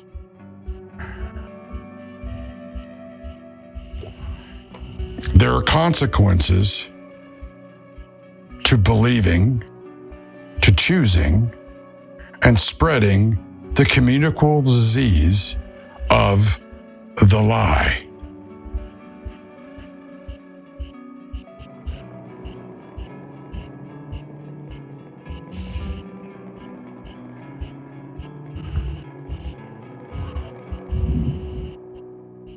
You are in a war. The war of the sons of light, daughters of light, children of God, versus the father of lies, here, the God of this world, who is no God at all, and does not even rule this anymore. That is the serpent. You serve one or the other at any given point in time in your life, every single day. And if you think that you can be perfect, well, then you are really deceived, because we all need God's grace, because we all have gone astray. And we all have failed to meet the mark of perfection. That's why we need God's grace to work it together. You will never be perfect in your temporal mortal coils. They are too vulnerable, too weak, and too susceptible to corruption, deception, confusion, and all the things that occur from those in this world. You will never find perfect contentment in pursuing more people, places, and things to consume in this world.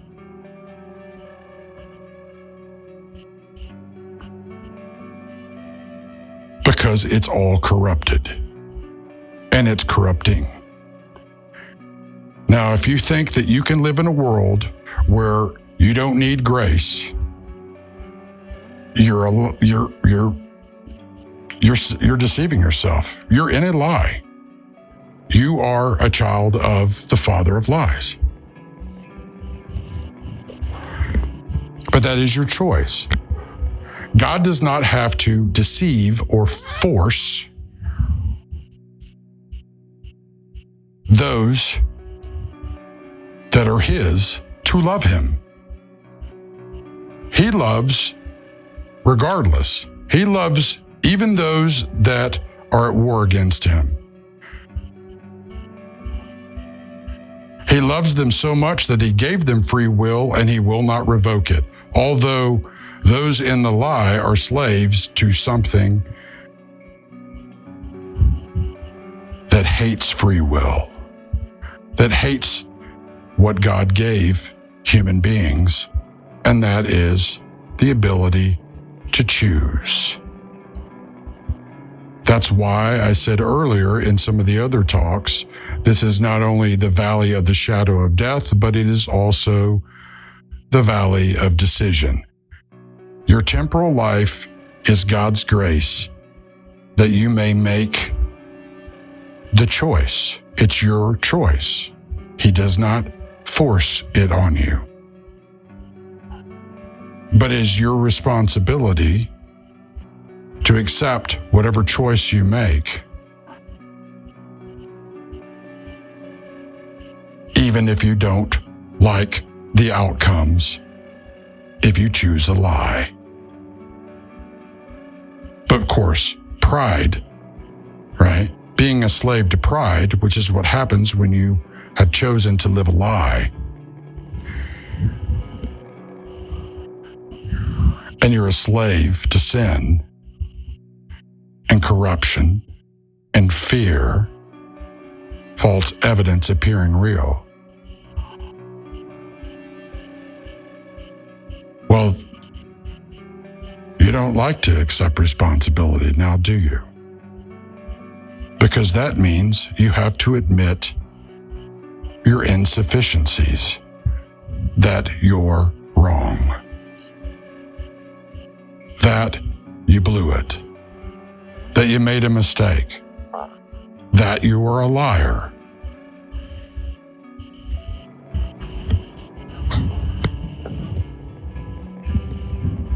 But in the end, no human being stands before the throne of God and gets away with saying they are without sin.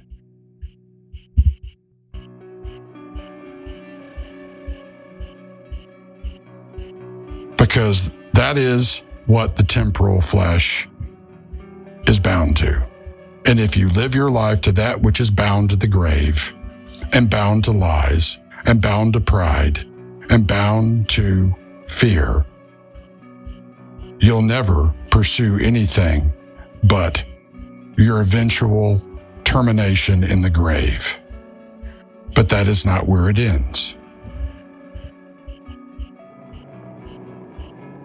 You'll pay the price for all eternity for it, because that is your choice.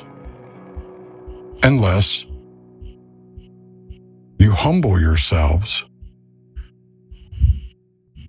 and you admit the truth about yourself, and that you cannot fix yourself. You cannot use what is corrupted, your flesh, your wisdom, and your works to right what is already wrong. You cannot use the very thing ruled by self will run riotous. To fix self will run riotous. It already is what it is. It's not going to change. Of course, the lie will tell you that you can never change. Well, that's true. You can't. Only God can change you from the inside out. And that's a gift. See, that's the other half. That's why the powers of darkness, the lie, doesn't want you to know the other half. It doesn't want you to know that you can be free from it, because it is dependent on you and in deceiving you to devour you to maintain its power and control and sustenance to continue existing as your master, deceiving you out of what and who you really are, in the here and now and forever after. You are in a war.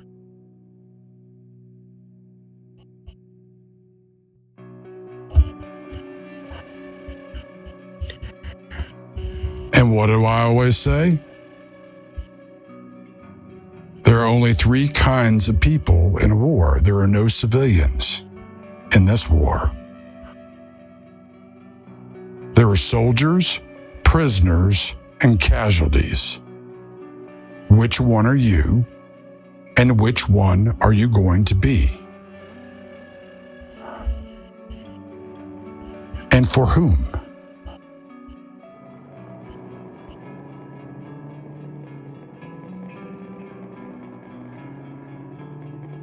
You're in a world of darkness.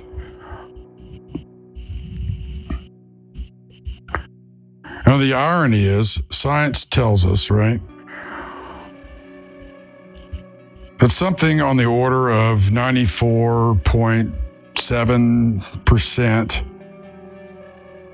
of the universe is made up of dark energy and dark matter. They're not really sure what it is, but they're sure that that's what it's made out of. Isn't it interesting they call it dark matter? What if we are the ones in the dark? What if what they call the 90 some odd percent, 94%, whatever, right, of the universe is actually light, and we're living in a photographic negative? Now consider that for a moment. How would you know? Well, after all, you are in a world of darkness.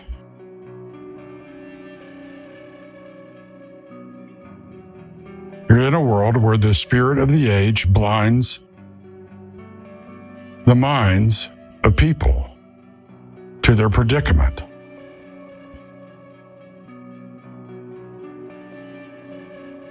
And nothing good dwells in the flesh.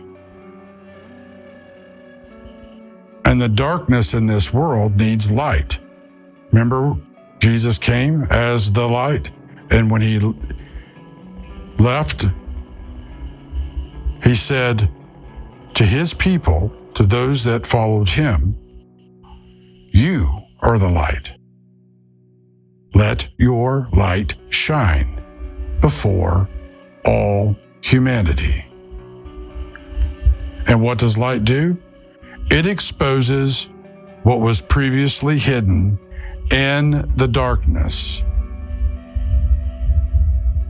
And what hides in the darkness? That which is fearful and at war against the light. And what is the light?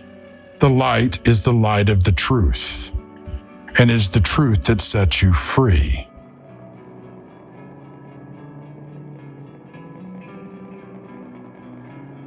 There, wherein is where the two sides in the true battle, in the meta war, the war beyond all the wars and battles and conflicts you see in this world, that is the primary battlefield. Now think about it. Battlefield. What's the field? Well, that's where the seed's planted. Don't you plant seed in a field? And what is the field? It's the world. And what was the serpent? The Nakash, the glistening one, the shining one, the false light, right? The beast. Well, it was the most cunning, most clever, right? Most deceptive of all the beasts of the field.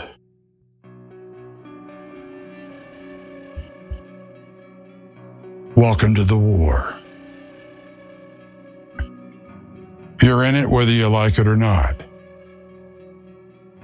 And when I tell you have to choose your side, you have to choose your side. By not choosing a side, you've chosen the wrong one. Meaning that you've chosen the side of darkness. That's your default setting in the flesh.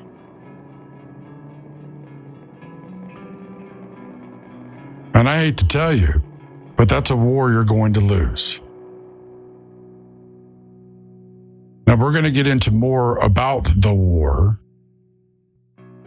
and how it works in these next talks.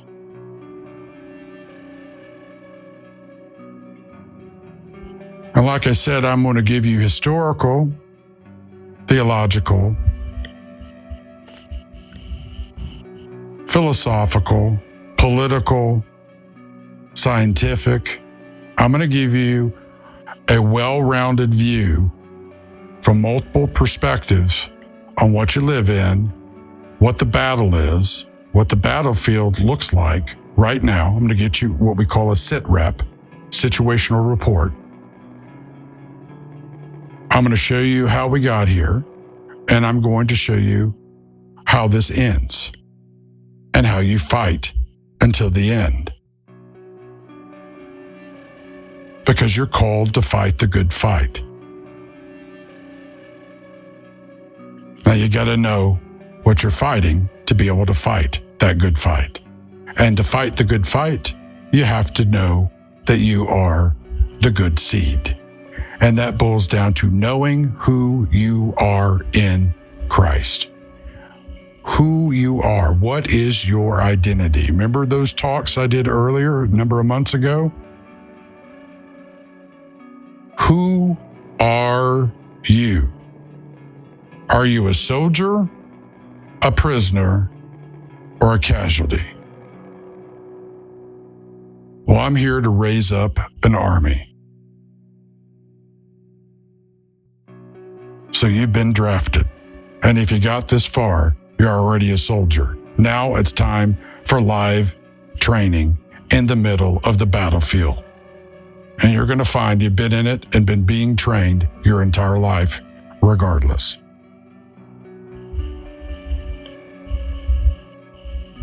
Stand your ground. Stay vigilant. Seek the truth in all things. Seek God. Seek truth and love, that justice and mercy may prevail from humble and contrite hearts. God bless you, and good night. The Lord is my shepherd. I shall not want. He maketh me to lie down in green pastures. He leadeth me beside the still waters. He restoreth my soul. He leadeth me in the paths of righteousness for his name's sake. Yea, though I walk through the valley of the shadow of death, I will fear no evil, for thou art with me. Thy rod and thy staff, they comfort me. Thou preparest a table before me in the presence of mine enemies.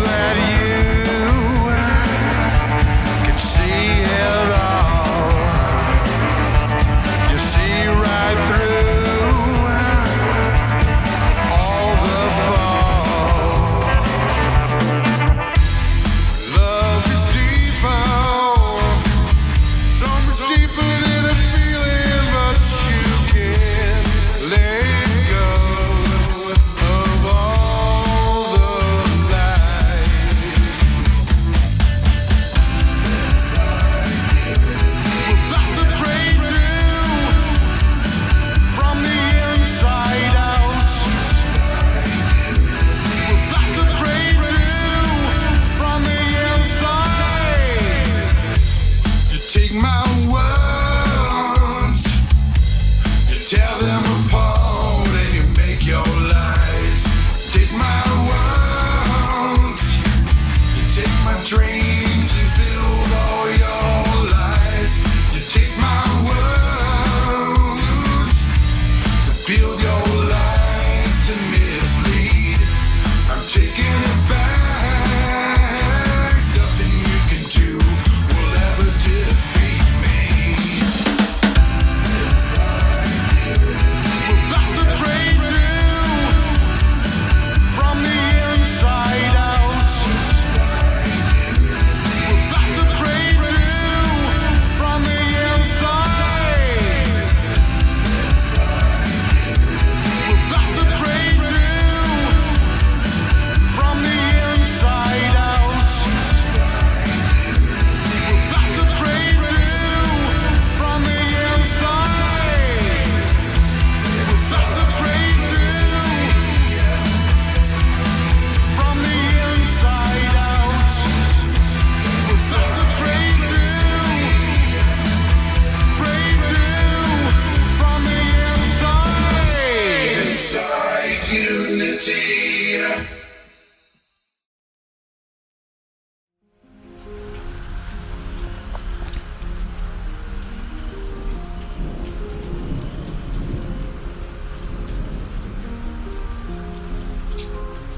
There's a reason even grown men sometimes fear the dark of night.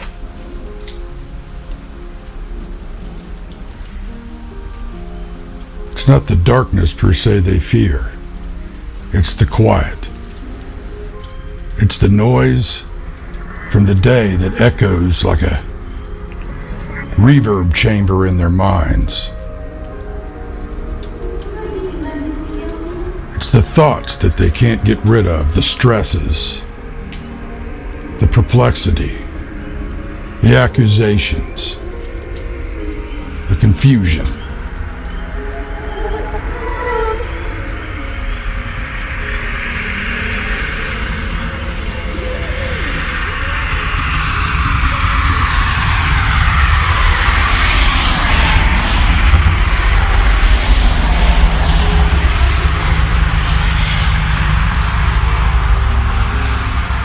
There's a reason why so much evil occurs at night. With people trying to silence the demons in their own minds. The fear, the confusion,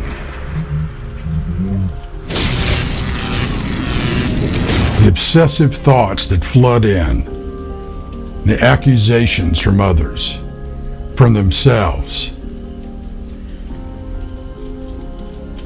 and from the spiritual.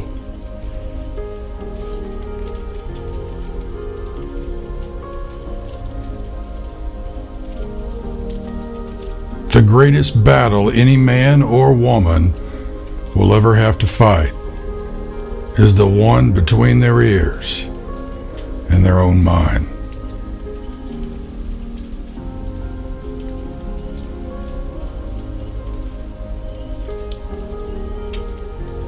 There's a reason so many people drink and drug at night. Why so much crime occurs at night. Why so many people can't sleep because they can't shut down the day or the days that have preceded that night.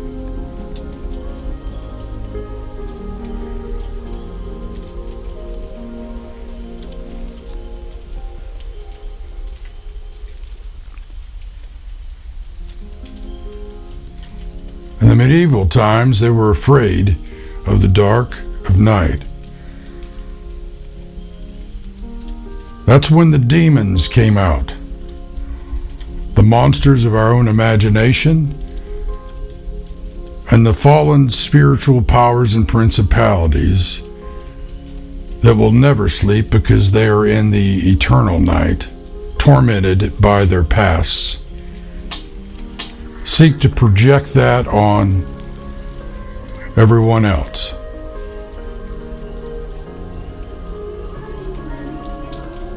But mostly, what tortures the living at night, regardless of the age, is stress, fear, and confusion and perplexity of their times, their own conscience,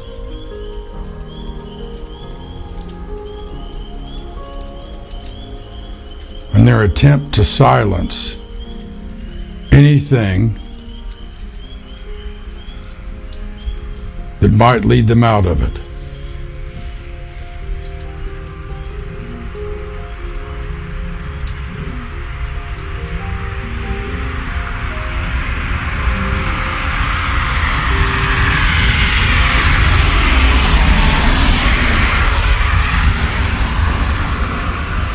But they carry their shadow wherever they go, even during the day.